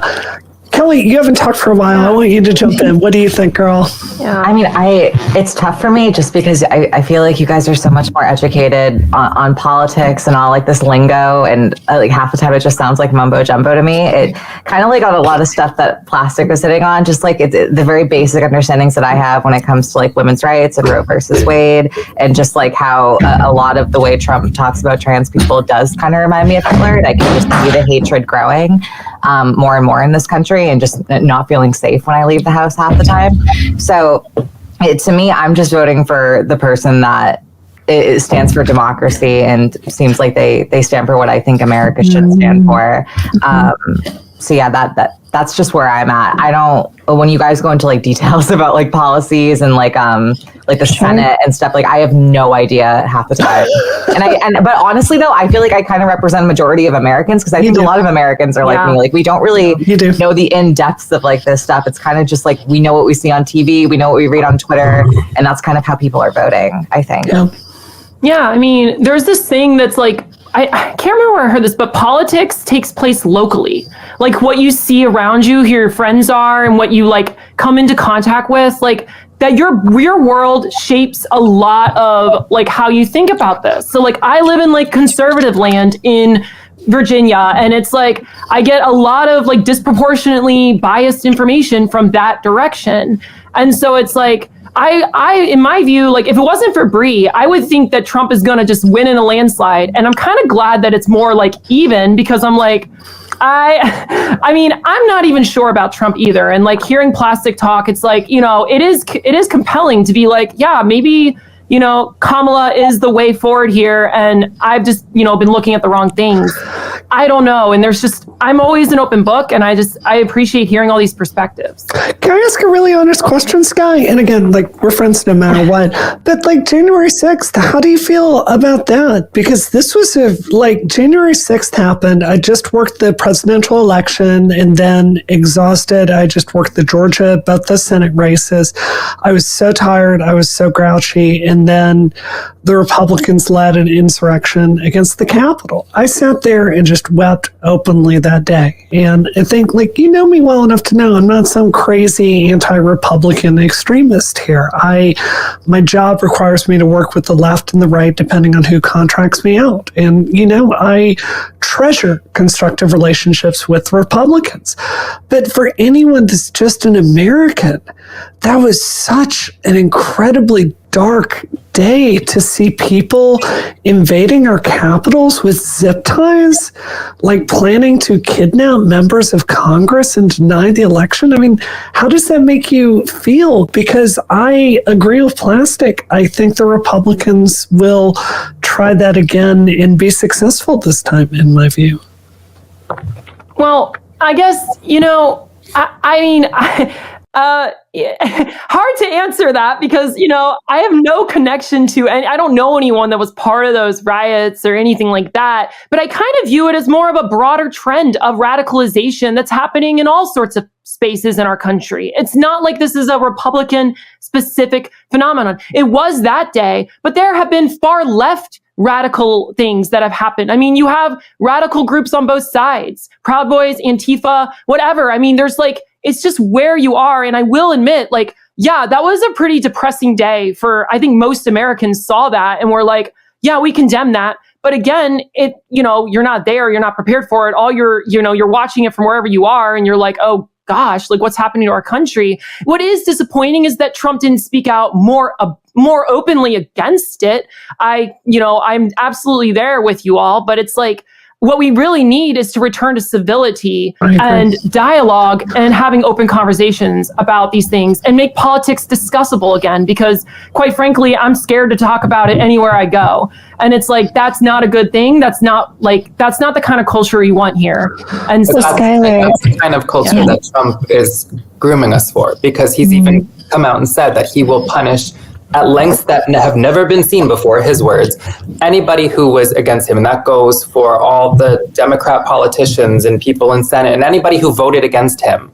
he will come down on and either arrest them, have them executed, whatever. He even used inflammatory language the other day, threatening to kill Liz Cheney. Like the things he's saying, just you cannot have somebody that disgusting and psychotic in power. He's constantly ratcheting up the inflammatory rhetoric. Yes, and not just, and we all know that if, God forbid, that piece of shit got in office, he's out, but JD Vance will be in power, and JD Vance is equally as fucking scary. And yes, you have all these other people under him, and Trump was a genius putting these people in place during his last term. He put people in place that are his little yes men, where he could get anything he wants done, and he will be absolved of any crime. He's a 34-time convicted felon rapist. How can anybody in their right mind be like, you know what, I like him though. He's funny. I think he should run the country. Like, this man is demented and sick and evil. And you may not like Kamala, but again, she's not a horrible person. And 4 years of her being a normal president would be way better than a dictatorship under that son of a bitch. Well, I heard Trump quoting recently the Alien Enemies Act of 1798, which, like, we know who Trump is. He's not like reading a book and like coming across this like interesting bit of lore. Someone who's told him about this. And basically, Alien Enemies Act of 1798, I believe it's what was used to like intern Japanese people during World War II. And basically, it allows you to say like an ounce of a country is, you know, your enemy, and then you can start targeting people who might be like spies within your country or are going to undermine you domestically. Yeah. And that kind of rhetoric also, like, Schyler, I don't know if you know anything about like the false electors scheme, but like it's more than just like violence on the day of January 6th. Donald Trump had been part of a scheme that had been orchestrated since, I think, beginning like before he actually, you know, before election night, November 6th. And it was to be able to send like a group of false electors to potentially install him as president, overriding the, you know, the will of the people or the will of the government. And that for me is like so horrific, because even if I agree with like certain policies of his, or even if I believe that like if he gets in power, he's ultimately not going to be able to like do or act on the sort of like nonsense things that he says, even if I think he's going to moderate this, there's a level of chaos in Trump that really bothers me. And for me, it is like a matter of stability, where like I would love, you know, my politics are pretty anti-progressive. I would love for there to be a meaningful reform on progressivism, but I think thrusting the potential, at least to thrust the country into total chaos on the whim of like one man, is just beyond the pale. And for me, like, you know, election day, that is the one issue that is weighing on me more than anything else. I got two things to say before we close this out. Taf, I've wanted to tell you this whole show, and I love your hair like that. I think it's absolutely gorgeous. Really, really pretty. B, I just want to note the irony of the woman who is so famous for being like skeptical about democracy. The fact that democracy and the threat of democracy that Trump presents, and that's what gets you on board. I'm happy you're here with us, but I just think that's a little funny. Well, I can tell you about the psychology behind it. It's really that I like love order, and I like deeply like fear chaos. And, you know, I like you said, lots of criticisms of democracy. I bring them up constantly. At the end of the day, order is just so much more important, and stability. So amazing. Plastic, It's been so good to see you today. Thank you. You were the first guest we've ever had on Dollcast. Well, I'm honored to. Thank you so much for having me. Can I say you're prettier in person than you are on Twitter? You are so gorgeous. Oh my God. I was on your Twitter and I was like, what the hell? Yeah. Thank you. All of you are gorgeous too, and it was wonderful to be here. Oh, yeah, it's amazing. Before we go, can I just ask, we're about to do a segment talking about the need for a kinder trans community. Just very briefly, because we're already at an hour and a half. What are kind of your thoughts about the trans community? Does it ever bum you out that we are so mean to each other, for lack of a better word? Yeah, the trans community is just a total shit show. Everyone's an asshole. I think that we definitely need to be kinder. I've always felt that way. I've never really been like very involved in the trans community growing up. I didn't have a lot of trans friends because of the cattiness. Yeah, the chaos, cattiness, the like, you need to transition this way, you need to do that, you should get the, and it's like, girl, fuck off. So I think that we're getting there. I've actually feel like we are starting to unite more. I don't know if I'm the only one seeing that, but I feel like there is more of like kind of a little bit more of like a community now than there was. We want to be a community with you, and you're welcome on the Dollcast anytime. Well, thank you so much. Yeah. I'd love to do a like more casual episode with you too. One that's like a little less debatey. But like we've got like our third topic is fashion. I feel like I want to ask about your cheekbones. I want to hold this about your cheekbones. They're beautiful. So real. Oh my god. They look like Victoria Justices. They look so prominent and pretty. Well, they're my mommy's cheekbones. Lovely. All right. Thank you for coming. Thank you. Next up, let's dive into a little bit of reflection. We're talking about why we started Dollcast. The main reason was simple. We wanted to showcase that trans women are, drum roll, mostly normal women. We wanted to move away from the sensationalism that proliferates online and show that we navigate everyday life, career hurdles, relationships, and everything else, just like anyone else, but with our own unique twist. The point is to de-radicalize the conversation around trans experiences. So why did we launch Dollcast? Brie, I'll start with you. Well, it's Kelly's idea. Kelly, this is all your problem. Like you came up with this scheme originally. So she was talking about she wanted to start a podcast. And one of the reasons I loved Kelly initially is she was willing to talk about this distance, the difference that she feels between non-binary people and binary trans women. And I want to be clear, like it's important to me. Like one of my really best friends on earth is Dana Simpson, Dana and the Unicorn, Phoebe and the Magical Unicorn, the cartoonist behind that. Her partner's not non-binary, and they've been over to my home. Of course, I want to treat them with respect, but at the same time, there's a public policy difference. And Kelly, you were one of the few people that were willing to go forward and try to start that conversation. Not that you did it as skillfully as it could be done, but you had the guts to get out there and do it. And I want a space where we as trans women can sit down and legitimately talk through this stuff without the progressive fringe pushing us towards the maximalist position. I think trans people deserve a community, and that's why that's part of why I wanted to start this show. I think that it's been for a long time that the non-binary community has really wanted to push that they are transgender and that they are no different than us. And it's frustrating to me because I just think we're two separate things. And if we were exactly the same thing, we would have the same exact name. Like there's a reason they call themselves non-binary and not trans, even though they want to act like it's a subcategory of being trans. I just don't think it is, especially when you're not going on any form of HRT or making any type of medical transition.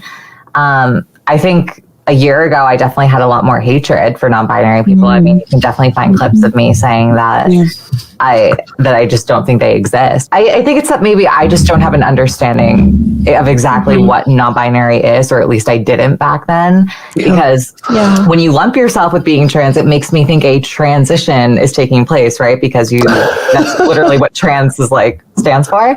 I don't think we started Dollcast though to I didn't start it to make us great against non-binary people. I didn't see any space for us to have a community as trans women where we could have honest conversations. That's literally it.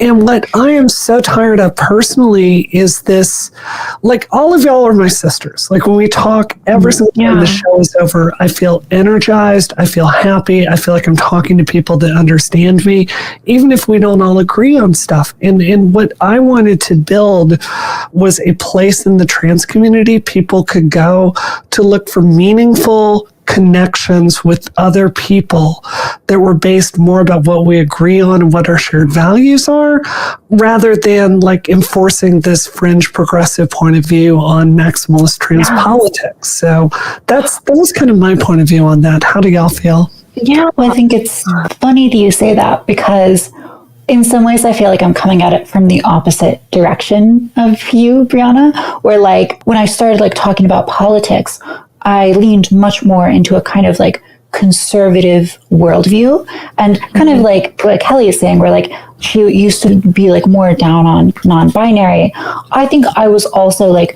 leaning much more into the conservative side.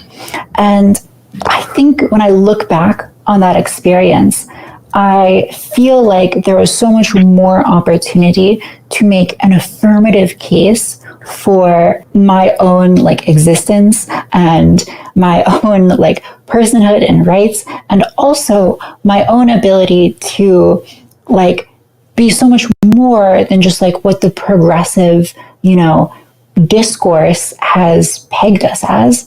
And so I really wanted to talk like a little bit less about politics and talk like more just about cultural stuff and get to like the values which are really animating all of our lives that are kind of to the side of the really divisive topics. Yes. Oh, I so echo that. Like, I think for me, I mean, I wouldn't say like I don't think I was ever like not for the non-binary identity necessarily. I think it's just like for me, figuring out like, how can we make policy that is sustainable for trans people? Not saying we're making policy, but like, what does that look like? Like exploring like the ins and outs of what makes our community tick and like what works for us. Because it's like, I don't know, I just see a lot of people that aren't making the transition get swept up in our same like identification. And then people are like, oh no, we don't support that. Like,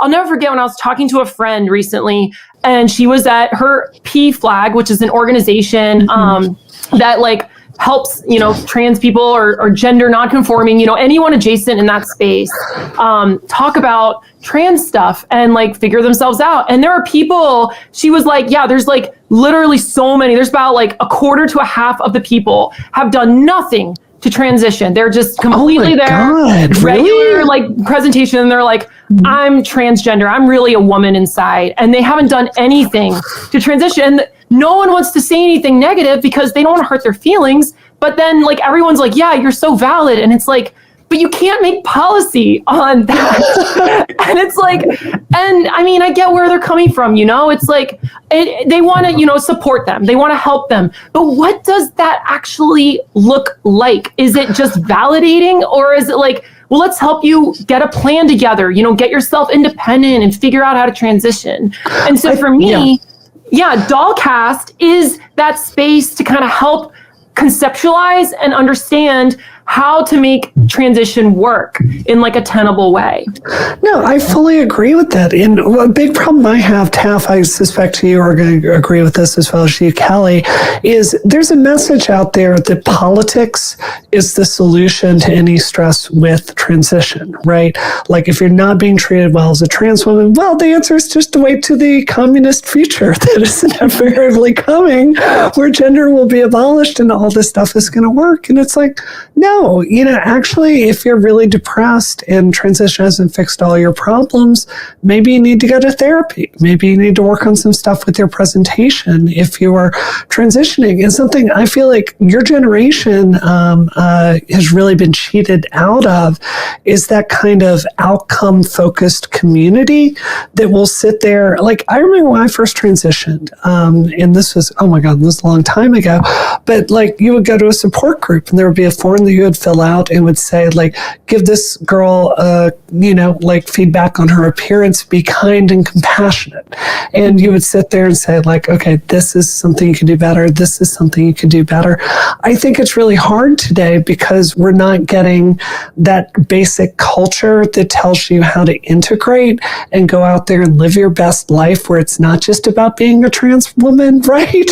I think it's all about this fringe progressive political project to to destroy gender that is just, it's, I don't think it's why any of us transition. So I just wanted to make a community where girls that do want to integrate can come hang out. Go ahead, I was just saying, it tells me that they want to like abolish gender, because I think a lot of like non-binary people feel that way, where they're like, oh, well, what's wrong with creating a genderless society? I like gender. I like that there's like men and women. And that's not to say non-binary people can't exist, but if you want to make the whole world like a genderless society, I just feel like you're kind of like killing sex, like in general, in a way, because like what is there, not to say like non-binary people aren't attractive, but I just feel like the whole dynamic of masculinity and femininity is the basis of sex for so many people, besides if you're gay or lesbian, obviously. But even then, like lesbians are attracted to femininity, and half the time there's a more masculine and more feminine. Same with gay men and their relationships. So I don't know. To me, creating a genderless society isn't really something I would ever want. It feels like erasure, honestly. That's my entire reason of transitioning, was to get out of one gender binary and be into the other. So they're literally talking about erasing the thing that I consider my life's mission, if that makes sense. It's so interesting to hear you guys talk about this. I guess I didn't even realize, like, going into this, that you had like very specific topics that you really wanted a place to express. I think one of the things that I liked about, Kelly and Brianna, you really brought this to the forefront, and Schyler, you continue to bring it every week, is like this radical honesty. And I like that Brianna and Kelly, like, I see you guys on Twitter and you are so willing to take stands that are not necessarily going to be popular. I think that a lot of our best topics are opportunities where there is something that is real and it's deep and it affects everyone, but it's not talked about. And it's not talked about because everyone's afraid of offending people. And I think we need to have conversations about things like non-binary people and like the differences in how non-binary and binary trans people experience dysphoria. Like, that's an uncomfortable conversation because it's easier to pretend that we're all experiencing the exact same thing and need the exact same things. But maybe it's better if we can really meet people where they're at, and we can like reconcile these elements of the trans community or of culture in general, which are like a little bit uncomfortable, but have just been seething under the surface and causing us so much distress because we see them manifested in politics and we can't talk about it and they just keep on happening. So that's why I'm so excited for this. How can this be a community, Taf, if we can't have a conversation? Like, how can it be a community if the maximalist view is the only one that's out there? Look, last week's episode, we all talked about how flawed we think the idea of AGP is. We think something is there. I think all of us would agree the model is insufficient. Sky, I saw you liking my comment on Twitter, talking about AGP as being like a zombie bite, where if you get one little hint of it, it's all that defines you. Like, that's the way some people talk about it. And, I know that's not the way y'all feel, but there's an entire segment out there that just wants to pretend like this doesn't even exist. And that's maximally enforced. How is this a community? If, like, Taf, you and I can have shared an experience that's so deep and so fundamental to who we are, and we can't, like, really deconstruct what it means or where we need to go from here. I just think so much of the trans community is based on groupthink and silence. And yes. It's not what I want to build together. That's how I feel. And it's so much more than just like, we have like these specific topics in mind. But I think it's really the approach that is important. It's like the willingness to just have these conversations. Sorry, I didn't want to cut you off, but I can't agree more. I mean, I'm going to come back to this because really the reason I started Dollcast with you all is that 2023 Public Religion Research Institute survey that literally says that decline for LGBT rights, trans rights included in that, especially among young Republicans aged 18 to 29, is dropping. Like, for the first time, it's dropping. And it's like, I think it's because of those sensational stories proliferating on the internet. I mean, Isla Bryson, Chloe Cole, Detransitioner. I mean, they're like all these stories that are just painting trans people in a negative light. And I want us to change that narrative. Like, I think with Dollcast, we're actually like amplifying something that's real and relatable to so many people and breaks those stereotypes that are otherwise like out on the internet floating around. And we're actually having conversations that are going to help people have real understanding. It's like, we need a show that just gives that like light to everyday trans people living normal lives. And not only just living normal lives, like flourishing in their identities. I mean, I see all of us are doing well. We have jobs, we have like homes, like we're doing real life, we're integrated. And like, that's been my story. And I just want to see us continue to elevate more stories like that, that show the positives that can actually come out of transition. Yes. When like, yeah, our world is just like full of despair right now. We need to like sprinkle on some hope. I love that so much. Okay, something else I really wanted to do, and maybe this is a little bit emo, but I think one of the hardest, most toxic aspects of the trans community is the way it takes its turn devouring everyone. Like, Kelly, the way you've been treated by the trans community really upsets me. Just being 100% real with you. I think you are a very sweet young woman who really has a talent for saying things in a way it's a little provocative, and it really gets your attention. It really starts a conversation. I love that about you. I have always loved you. And to see like the way the community has made a mission to hurt you, it's not what I want to build together. So I feel like one of the ways I can help be a leader is to just model something different, where if you are looking for a real community of trans women that are like you, that are just interested in meaningful friendships, where we can talk, like you can have your back, and we can have fun conversations about fashion like we're about to in the next topic, or talk about, like Kelly and I had a discussion on the phone the other day about your boyfriend and my husband, and like what it's like being in a relationship with a cis guy. I think other trans women out there desperately want these real relationships in their life. And I think it's hard because the trans community has taught all of us to be so suspicious and scared of each other. And I think there's just a real need for us to have something positive out here where we can love one another and respect each other and find real meaning in those friendships. Yeah, I think a huge reason that we're not hitting on, I mean, at least for me, is like I kind of just wanted to start a podcast just to like have something to do every week and just like create like friendships with other trans women. And just because that's not something I had really ever like had before, especially with how like, I mean, I know you say like you don't like the way the community treated me, but honestly, some of it was deserved because I mean, maybe not recently, but like back like a year ago, I feel like I was pretty brutal with like the things I would say and the conservative takes I would have. Like they were very extremist. But I really just kind of, I mean, maybe it's not how it started out, but I feel like now a huge piece of this, a huge reason why I like to do it is just I like talking with you guys every week and just like having something to look forward to. I love that. Yeah. And I feel like we can show how to politely disagree and respect each other and not let that cause bridges. And Kelly, especially for you, show like what forgiveness and just like starting fresh and like I don't care at all about any of that past stuff that you're talking about. Like I see you and I'm like, you're awesome. You're really cool. And I want to see more trans women like you stepping up. And like, that's all I care about. Like, and I love talking to you all on a weekly basis.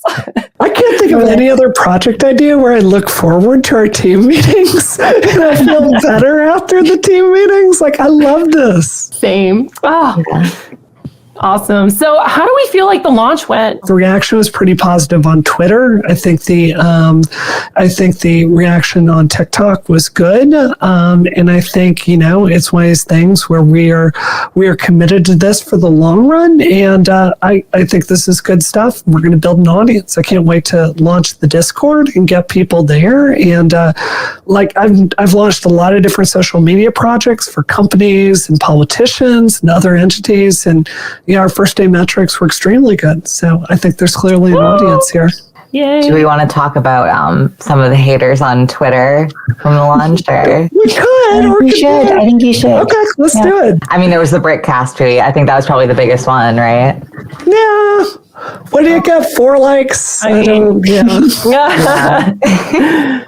Yeah, I don't know. A lot of people like I don't know, like they were really mad that I feel like just they didn't like seeing like such a diverse group of trans women being together, just because I feel like we're all kind of from like different lanes, and it was bizarre to them that all of us were even doing a podcast together.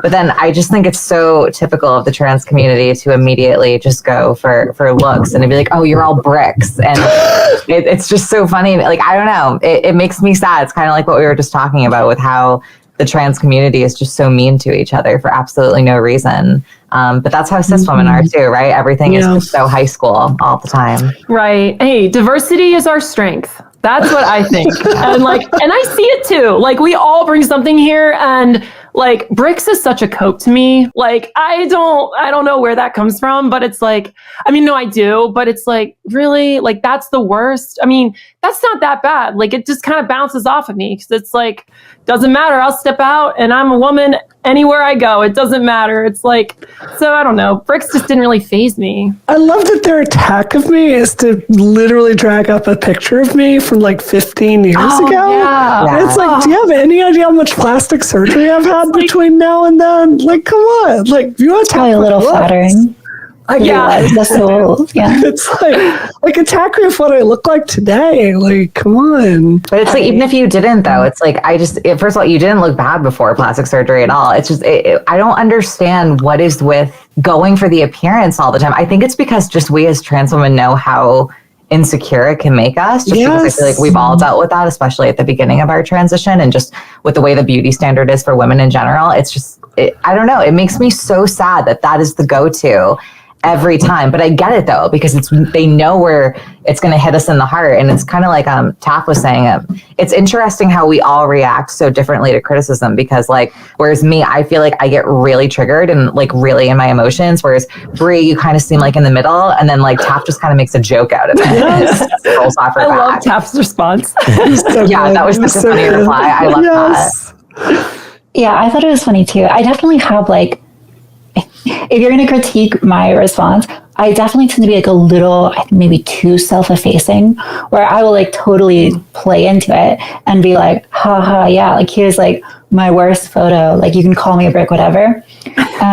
So I think for me, it's always a matter of also trying to assert myself and also like draw those boundaries, and to be like, yeah, I'll joke about it, but at the end of the day, like I want to be able to like defend people that I care about.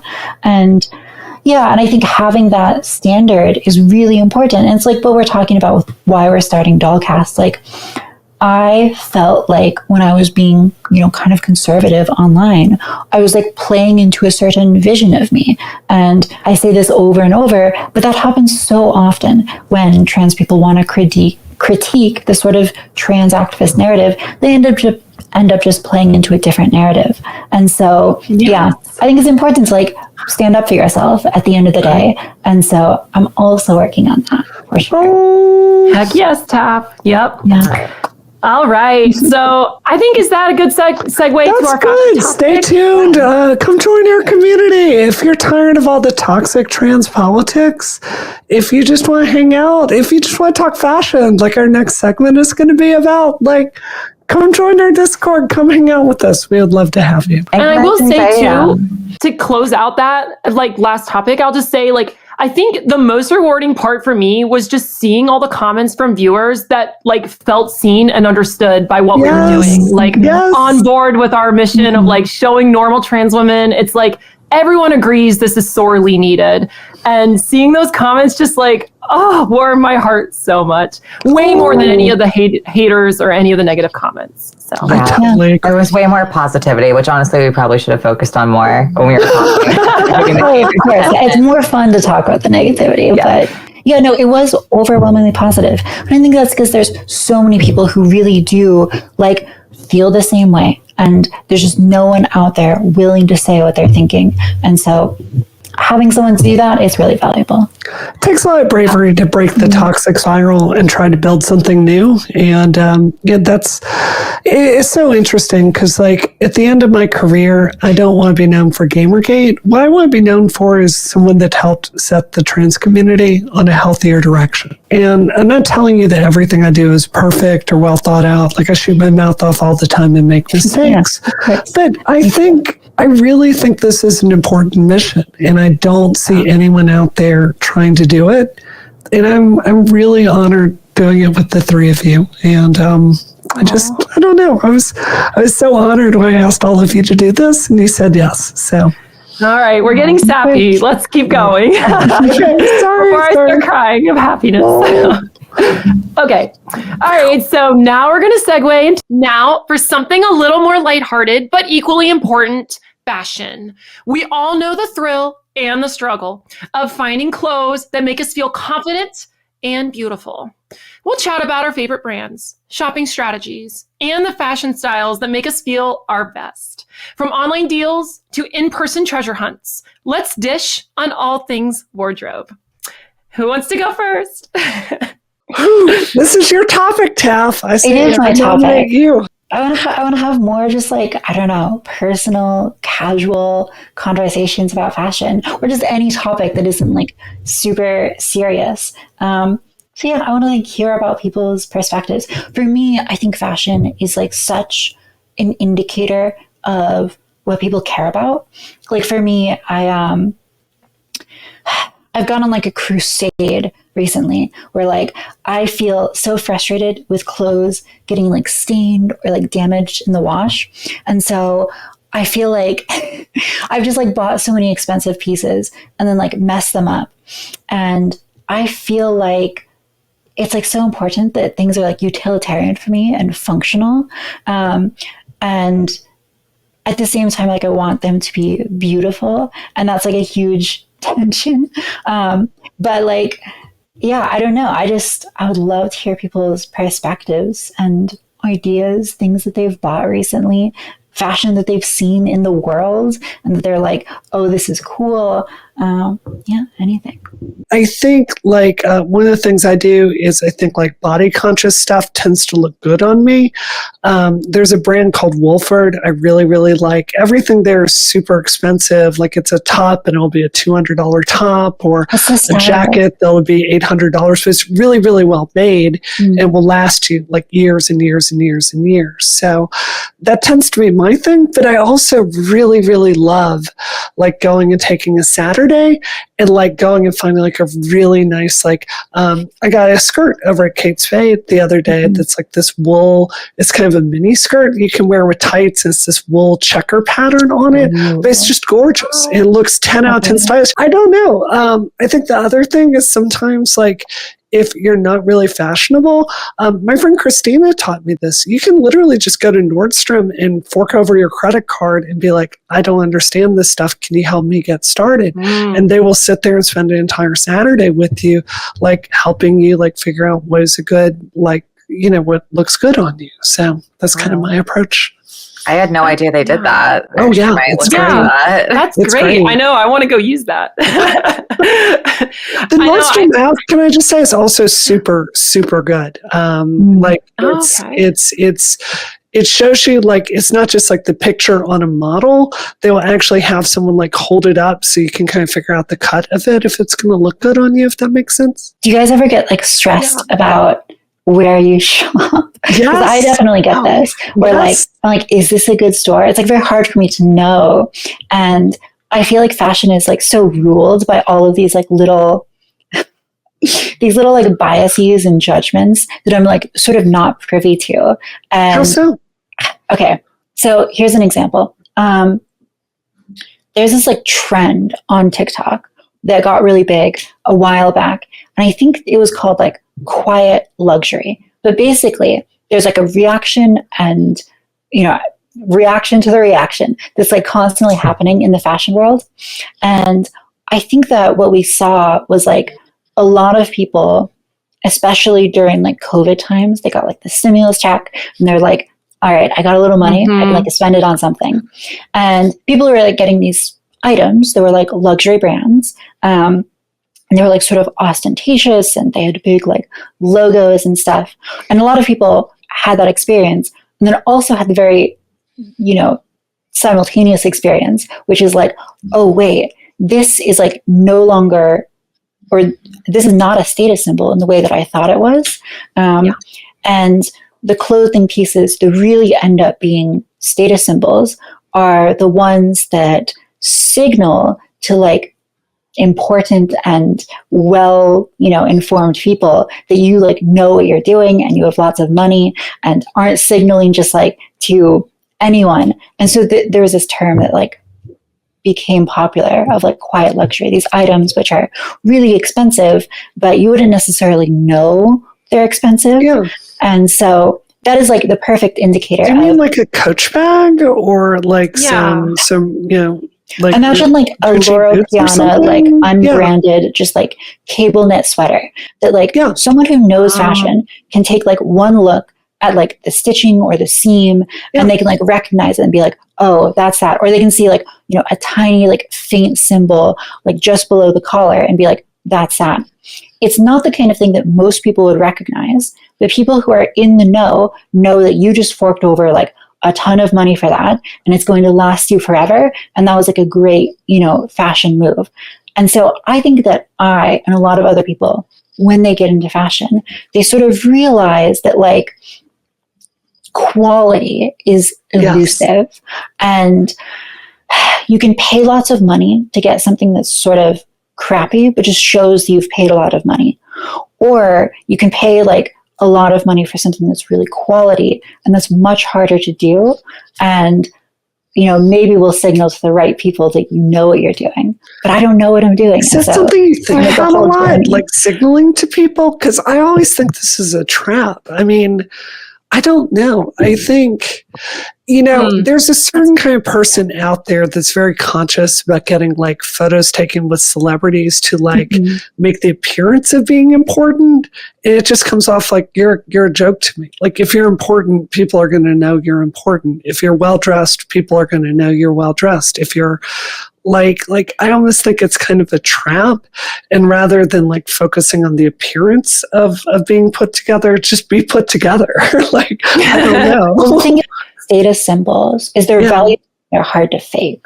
So like if you're in a community that is really is like very poor and you get like a Gucci belt, that's a hard status symbol to fake in a certain community. Sure.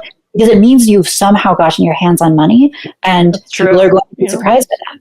But if you move up a little bit in like the socioeconomic ladder, suddenly like a Gucci belt is not a status symbol. It's a symbol that you're like bad with money. And you pretty like quickly realize that if you have that experience. What I think happens with like some status symbols is, especially in fashion, they're valuable because you can't just like go and replicate them. Like if you have a piece that like you can only get at like a trunk show in Milan, that indicates that like you actually know people and like you've been invited to something, and that's a status symbol. And so that's one thing. The other thing is that you can indicate that you just have like good artistic taste, right? So like that's, I think for me, I have lots of clothing pieces. This, like, this maybe costs like $15 or something. Like I got it on Amazon. I have lots of clothes off Amazon, but I get them because I have a very specific aesthetic that I'm trying to create. And I think that when people see that I've like put all of these pieces together and that I have a really coherent fashion identity, that's a signal that is, it's not about the cost of the pieces. It's about like taste. And so it's not at all about like price necessarily. It's so many other things. And I do think that like you are, at the end of the day, what fashion is about is expressing yourself. Yes. And I think it's about expressing like your best qualities. And maybe that's the fact that you like know someone who got you like invited somewhere, and people are going to be like, who do you know? Like, how do you know them? And then you can brag about your fancy career or whatever. Or maybe it's just like your ability to read aesthetics and make good choices. yeah, that's sort of my perspective on the whole I thing. love it. Dang, Taf, you're so thought out on like the status I symbol know. stuff. Like I was like, whoa, she knows. Like Just thinking about this, a lot of deep thought. I just like think about it way too much. So yeah, like I'm such a comfort girl. Like I respect comfortable. Yeah, like I mean, I'm a little bit lazy, but I'm just like I like comfort. I do care about aesthetic too, but it's like very much contingent on like who am I seeing that day? Where am I going? Like what am I doing in my day that I want to dress for or like orient my clothing style so that I'm most comfortable. So honestly, like, that's kind of a flex, I think. Oh, really? Oh, totally. Yeah, because like if you're gorgeous, you don't need to like super dress up. That's right. So I think that's cool. Yeah. Well, I didn't even mean it that way, but that's great. But yeah, it's true. You're I'm so taking that from your effortlessly flex. gorgeous. You just your hair is straight. You don't have to curl it. Okay, You still all have 10 out of 10. You just have a top on. It's Good thing I have like 2 layers of foundation on, or you'd see my blushing right now. Your natural blush looks so beautiful. I know. I hate that you get down on gorgeous. yourself for that. Yeah, Aw. seriously. Well, I mean, yeah, I guess. I don't know. I get really self-conscious because like whenever I'm laughing or like somebody says something and like I'm like, oh, that's so sweet, but then it just like goes to my head and then I blush like crazy. I just can't like help but get self-conscious just because it's like puffy red cheeks. Oh, You shouldn't. don't know. But yeah, I mean, like I'm just really a convenience but comfort shopper. I do have my stores I like. Like my favorite would probably be Francesca's. I love What is that? What is the that? lacy. Yeah. Oh, you don't know? Oh yeah. No, So they're just no. like, I mean, they're sort of like their ideal demographic is women, probably in their like, I mean, really it could be teens all the way up to like upper 30s, 40s ish. I wouldn't go like much past that, but it's very like cutesy, like lacy and just very feminine aesthetics. And I've like always like when I find a piece that works for me there, I have to buy it. Like there's just no You should way look to into pull me Lace away. Made. It's like sort of like that, where it's like very cute, feminine, like pretty, but like okay. I have like so much more to talk about, especially with like aging out of certain fashions, because you're talking about this like age ranges, and I noticed like a few years ago that I started looking like a lot older. Like I aged out of my like teenage phase, right? And so I was like, oh my god, in 15 years I'm gonna look like, you know, a mom or whatever, and I can't be like dressing in like thigh high socks and like skirts for the rest of my life. I have to actually like put together a cohesive aesthetic that's going to last. So yeah, that definitely like is in the back of my mind. Right. Yeah. No, that's like extremely true. And like, I mean, honestly, most of my clothes, like, I guess this is kind of like a bad habit from COVID. I don't know. Maybe it's bad. Maybe it's not. But like, I used to get really shy about like going out and not really knowing like how to pick what worked for my body type. Yes. Yeah. And so like, I mean, this is where having my partner really came in handy and clutch, because I could get her opinion and be like, what do you think about this? What do you think about this dress? Like, but I found like patterns of what worked for my body type, which like originally, well, this was before I had boobs. So I had to be more like choosy. Strategic. Yeah. And it was like halter neck dresses, because I'm taller and it like just accented the collarbone and the cheeks, and it just really makes it stand out and it pops, and it's like, and it draws attention away from those like less flattering areas in the mid region. And so like I found that out, but then like after I got my boob job and I was like, okay, I got some assets now. I got the girls. I can work with this. And I was like, low cut A-line. It rocks. Like it looks, it slays. Like so that's my go-to now. And like, I think y'all saw, like, that was like my PFP. It was so gorgeous. I just, I'm like glowing in it. I love the low cut stuff now. And that's like one of my favorite things about like going through this process of transition is like each stage, it's like there's something I can look forward to and be happy with. And then like now that I've gone through that last stage of the breast augmentation, I'm like, yeah, I'm so happy. Like I can wear anything and I like feel so beautiful and I just love it. Lovely. But my go-to is sweats and like and oh God, what's hoodies? Like literally sweats and hoodies. I dress like Billie Eilish all the time at home. Oh my God. Yeah. So something I'm super jealous about with you, Sky, and you, Taf, is both of y'all can pull off like that lace, like very feminine look. And for me, like when I look at, I've tried that stuff, it just doesn't look good. I have to look like very structured, like color blocks look really good on me, like classic, like fashion, especially if it's fitted. That looks good on me, but just for whatever reason, I don't know if it's my personality or that manager energy that you were talking about, Tal. Like, it's just, I don't know. It doesn't work on me, and it never has. I think like your personality reflects what fashion works for you. Definitely. Totally. I think there's like sharp personalities and like sharp fashions. Yes. And then there's like soft personalities and soft fashions. And I've like alternated between both, but I definitely think there's so much power in like a sharp, like slick black dress and like straight hair. And I feel like you like lean into that, Brianna, and you like do really well. But it's like, okay, I don't know if you've also experienced this, but like sometimes I would prefer to dress like even more like feminine and like sort of like lacy and like girlish, but I'm like, I don't know that like totally fits my body. So I've had to like negotiate with myself where I wear like feminine, you know, sort of like I really lean into like the pretty, I think, aesthetic. Like I've got these like, you know, I've got these like butterfly earrings. I love your earrings. Thank yeah.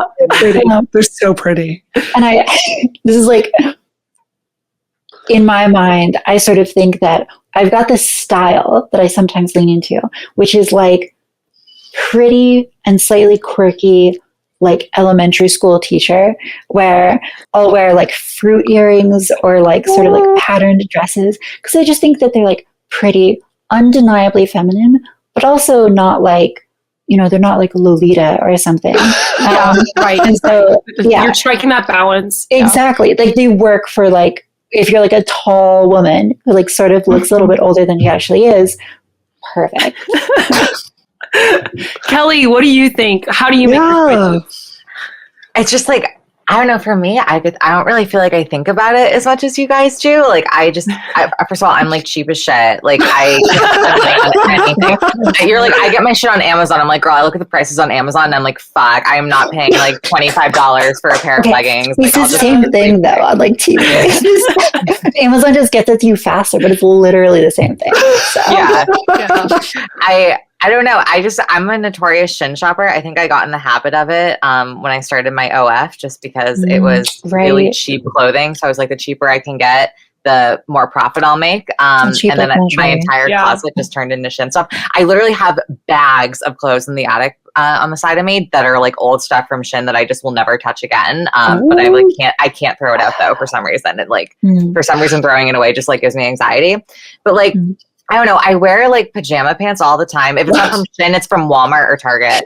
And I'll just like wear like PJ bottoms. Then I'll put on like a I don't know. I like black little like crop tops that cover my belly a little bit. But yeah, it's not like super crop, but like just like something that's like a, you know, like a tank top, and then just like some tight pants or jeans, or I like leggings, black leggings, or tight PJ bottoms. I don't know. And I like sweatshirts. Like I like oversized sweatshirts or like things like this that fall off the side of my shoulder and like kind of like make it so that I have really long arms. Like I like it when my hands are covered, like Ariana Grande style. It's cute. I went through like a really weird phase in like freshman year of college, like during like the Thank You Next Sweetener era, where Ariana Grande was doing like thigh high boots and then like oversized hoodies with like really short shorts on, so it looked like you were pantsless. That was like the one time like I was like, oh, I am gonna mimic this style because I want to feel like Ariana Grande. So I bought like 3 different pairs of thigh high boots in like different colors and like a ton of different oversized hoodies. And I mimicked that for like a year because like I was so obsessed with her in that era. But other than that, it's literally just like anything oversized, like on top of me, and then like tight bottoms, or if in the summer, like short shorts. But it's always cheap as shit. Always cheap as shit for me. Well, okay, I was going to ask about tucking, but of course that's like not a problem for you. Because that was a nightmare. This was not what you're talking about, like leggings. Oh, so bad. Yes, and I've had cis women be like, why don't you just wear leggings? And I'm like, girl, like it's painful. Can we finally have this conversation? I've never had this conversation with anyone. This is the worst part of transition before you get vaginoplasty. It's awful. I always thought it was just me because everyone always acts like it's not painful for them. And I was like, why am I the only one it's painful for? Like if it slips out a little and you're like crushing it. You're like dying. Yeah. So there's like no good way to do it then. It wasn't just me. Like it's just always No. Well, okay. I think if you like literally tape it, you'll be okay. But it's like, I'm not going to tape it like every time. So you didn't sweat out of it? I would sweat off the tape even all with the time. tape? Yeah, even in the winter, I would sweat out of it. Oh God, that's brutal. What about running or going to the gym? That was the worst ever. Like, because you're trying to, like, you try tucking and then running 40 miles. That's a challenge. Like, I've never had these problems. I don't know. I'm so lucky. I don't have like I can just. Okay, what's your strategy? I don't have anything. I just like, I mean, maybe I'm just like lucky, but like, I mean, I got my thongs, I got everything I need, and I just snatch it up and I'm good. Like, I don't have any problems, but I will say when it comes to swimming. Snatch it up. There's so many invasive questions I want to ask you. I know, I need details. How big is it? What are we working Why am I being put on the spot for this? I was not anticipating this. No, I didn't know it was such a problem. I didn't know people had so much pain with this. Like, I thought it was just like, you compress and it's fine. Like, I mean, I don't have a problem. Yeah, I love even like that. bikinis, it's like not an issue for you, and like a swimsuit. So that was what I was saying is the one thing that is tough is like, I mean, I've thought about doing the medical tape thing. I've tried it. It is fine until you have to pee and then you have to do everything again. So it's like not conducive for me. So I actually bought these shorts that like, I mean, I'm good with these swim shorts and like they're black and they just like hide the detail and you can't tell. Like, I mean, I've worn these all the time and it's like, it absolves me of the stress of tucking. And at the same time, nothing's really noticeable unless you have some like creepy pervert who's just like staring laser focused at you. But I mean, cis women wear shorts all the time swimming. Like it's not like that crazy. And these shorts, like they block all the, they have like a layer on top of them that just like, it's not a skirt, but it's like fabric that just like, again, it hides the detail. And maybe I'm just lucky and I don't have that much to have to hide, but like, I feel like Jeff asked this and I'm going to be rude to I did, yeah. Do you have a lot of material there to work with, or are we talking micro? Like, what's the situation? Just between us and the whole internet. I'm just slanging it. I know. I'm like, yeah, just for everyone to know about. Like, gosh. No, you don't have to say it too. What do y'all mean by what's the question here? So when I get vaginoplasty, I walked in and Dr. Bowers like just whipped it out and like no one had touched it in like many years. And she goes, "Yep, you got enough material there." And then she just walked off. Okay, and how much material did you need, by by the way? I know. What does this mean? I guess I had enough for. Okay. She's going to keep her secrets. My strategy with swimsuits, it was less than average, but enough for her to work. Yeah, same. But like I had a little too, and even with a little, I still felt like it could be painful as shit if it got caught the wrong way. So I'm just like, how are you not getting it? Like, do you guys know about that sock method that was in the beginning, like kind of like early stages, like 2014, where this was my early beginning, I guess, for transition. But people would make tutorials about cutting the top part of a sock and putting it in between the waistband. Dude, I did that all throughout high school, and the way it would get caught in between, I would be like dying in class. Be like, I gotta go to the bathroom, or I'm literally gonna pass the fuck out. Oh no. Have you ever had a tuck fail and had a girlfriend notice it? That is the most embarrassing situation. It's like a nightmare. Oh my God. I literally to this day have nightmares about my friend Abby that noticed this with me one time when we were like at the gym together, and I just wanted to die. I just literally wanted to die. And this is why it's so hard for me to understand why some trans girls don't want vaginoplasty, because it's like, at the very least, you don't have to deal with this problem. Like, that seems like a plus. Also with skirts, I didn't have to deal with this problem. Yes. So I found my own number one solution. reason. Yes. Maybe I'm just lucky that I don't have like that much to worry about. I've never had these problems. Like I've never been that stressed about anything falling out. Like, I don't know. It's just like, I mean, but I don't know. Like I just have my ways and it's like, I'm serious. Well, I will say I also am not I'm not packing like a Magnum Dong. And I think in some ways it's like worse. Yeah. Okay. Yeah. You were starting about your swimsuit. What do you do? Thank you for reminding me. You're so helpful. Yeah. I just want to know. Because I'm not packing a Magnum Dong, I'm in like this weird in the middle between zone where like if it was bigger, I could probably just like pull it back and like it'd be big enough to like hold in like the balls and everything. And it'd be great. Unfortunately, the reality is that it's like not. And so the balls like slip out easily. And so I really need like incredibly tight something down there or tape. Right. And my solution with swimsuits is just to wear like, well, okay, if I want to wear a bikini, which I've done before, black bikini, like you're saying, like black shorts, hides things. Black. Number two is I have this sort of like mesh skirt thing that sort of like hangs across my hips and just like goes in front. And that plus like the black bikini, it's like, it just hides it so much that like, I don't even have to tuck in that scenario. So I've done that a few times. I wouldn't do it in like, you know, the RNC swimming pool, right? But works for like the local, you know, whatever. I think like the episode title is just going to be Packing a Massive Dog. I'm just going to edit the videos. It's just Taft saying that like 10 times. Yeah, just over and over. I remember going to the beach would give me like so much anxiety. I went with my boyfriend's friends one time, and this was like one of my first times meeting them. And it was like a group of them, and I wanted to wear a bikini at the beach. I wanted to seem normal, like because like you know I never went to the beach, so I was like, oh, this is like my one opportunity to like go and finally like feel like myself and feel confident. And I knew like half the time, I don't know if you guys deal with this, but like sometimes like the tuck would stay, but it would like almost like push itself to the front to the point where you had like a bump like there. And it did that at the beach, and it was just so obvious. And I was in front of like all these people, and I just felt like I had to like constantly run to the bathroom and like hide myself. And it was, I don't know, it was awful. Yeah. It's brutal. Yeah. Yeah. But yeah, we all have these like strategies. And like Schyler, you mentioned like earlier, like something that would like hide the midsection. That's another thing for me. Like I opt for outfits that kind of like flare out at the waist. Hugely helpful. But I feel like it's such like, okay, so like Kelly, you're talking about like leggings or like, you know, small bottom, like big top. I've always been like too nervous to do that, in part because I think it makes me look like my upper body is like oversized and it makes like my shoulders very big.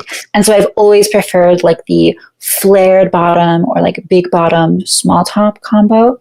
But yeah, it's like, I don't know. It is such a cute style, and I would like totally wear the big bottom, small top if I was like Ariana Grande sized, and also, you know, this is so I want to ask y'all about this. How do y'all feel about heels? Because I love heels. I think they're so pretty. They're so gorgeous.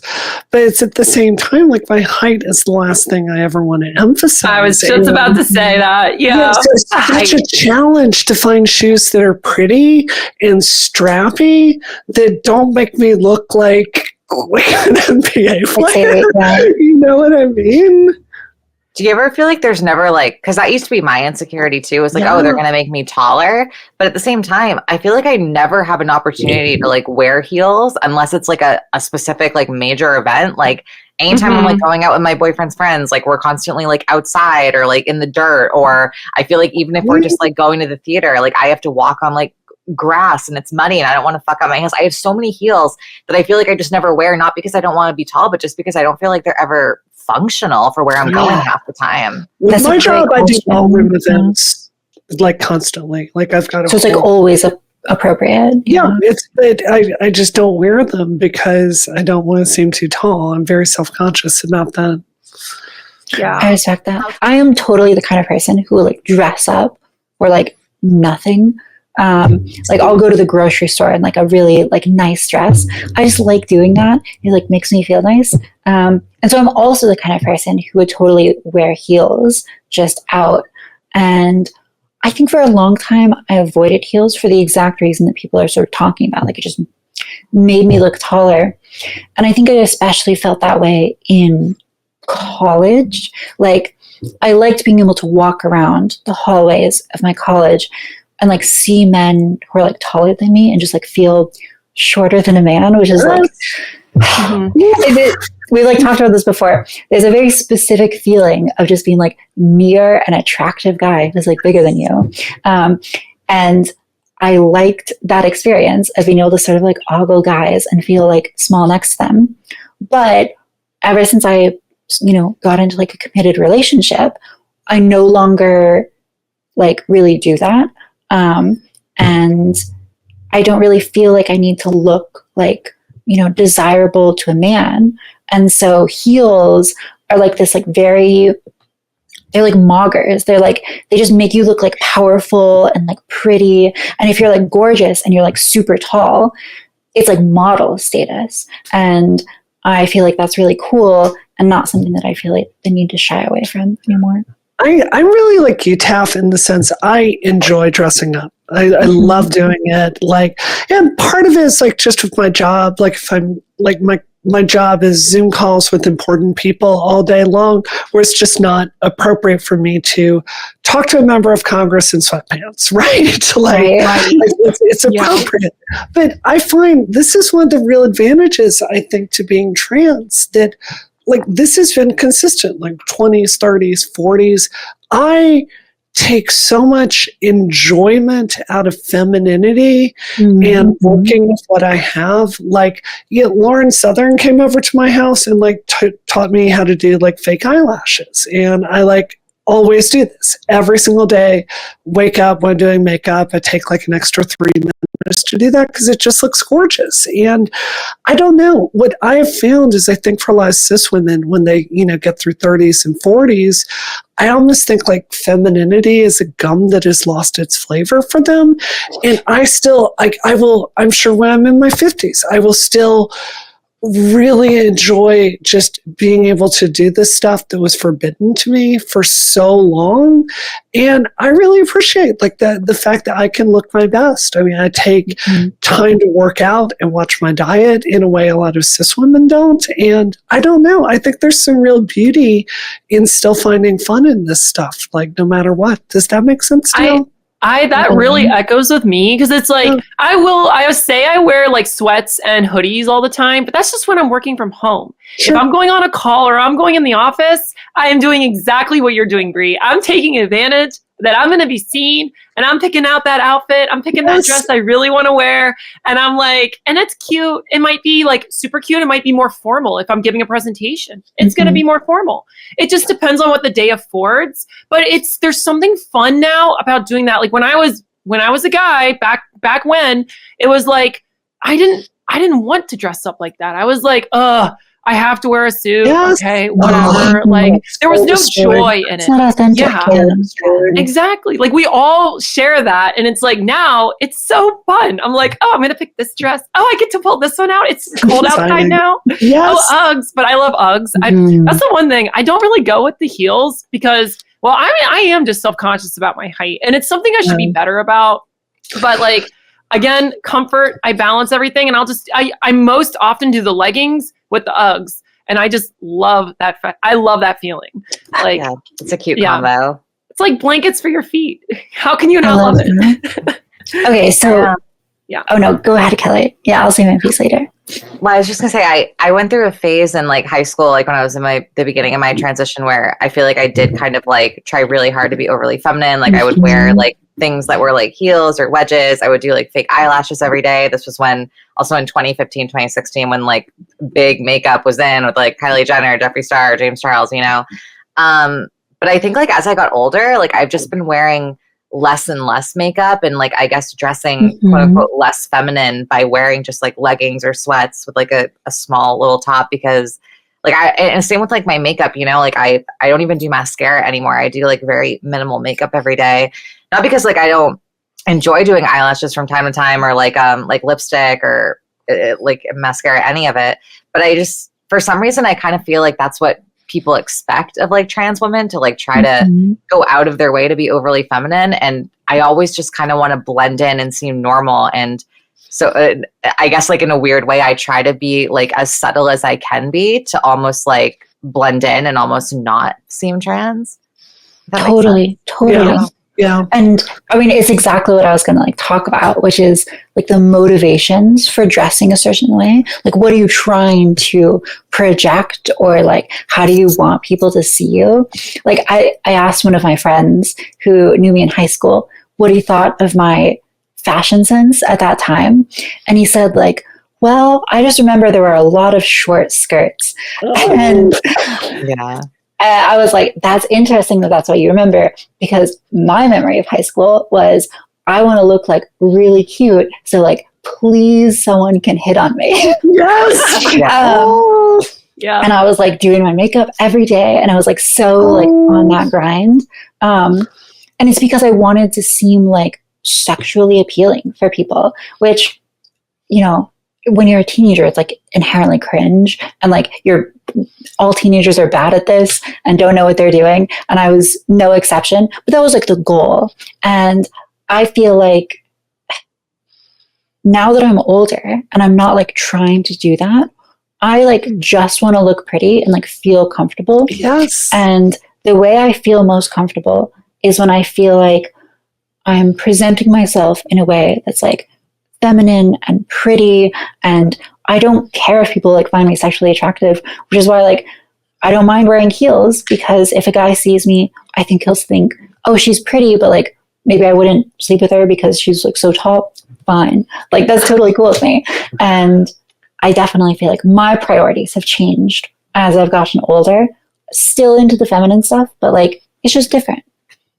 I really enjoy looking put together. It's not that I'm trying, like I've been married for 16 years. I'm not trying to like attract someone. Right. It's that I just truly enjoy like putting curl in my hair. Like I take pleasure from going and getting a good manicure. I love finding like a cute bracelet, like going to a thrift shop and like looking through vintage stuff for that. Like it's about expressing myself. And yeah, this is something I think men don't understand, is these are cues that women pick up on. So because like throughout my day, so much of it is like making a connection with people. I can't tell you how many like professional connections I've gotten with someone by just talking to them about their nails and like noticing or something about their outfit. Like it's just, I don't know. It's fundamentally who I am, and it's not for anyone else. This is the way I want to present myself to the world. But just one more thing, like Taf, I thought so much about what you said in our last show about that feeling that you sometimes have when you like look in the mirror and you see yourself and you see like the boy version of yourself. And it's like you feel like you're in drag. Like it took me so long to get over that, and I feel like that is why I like was very resistant to learning a lot of stuff like advanced makeup skills, like how to do contouring and stuff like that.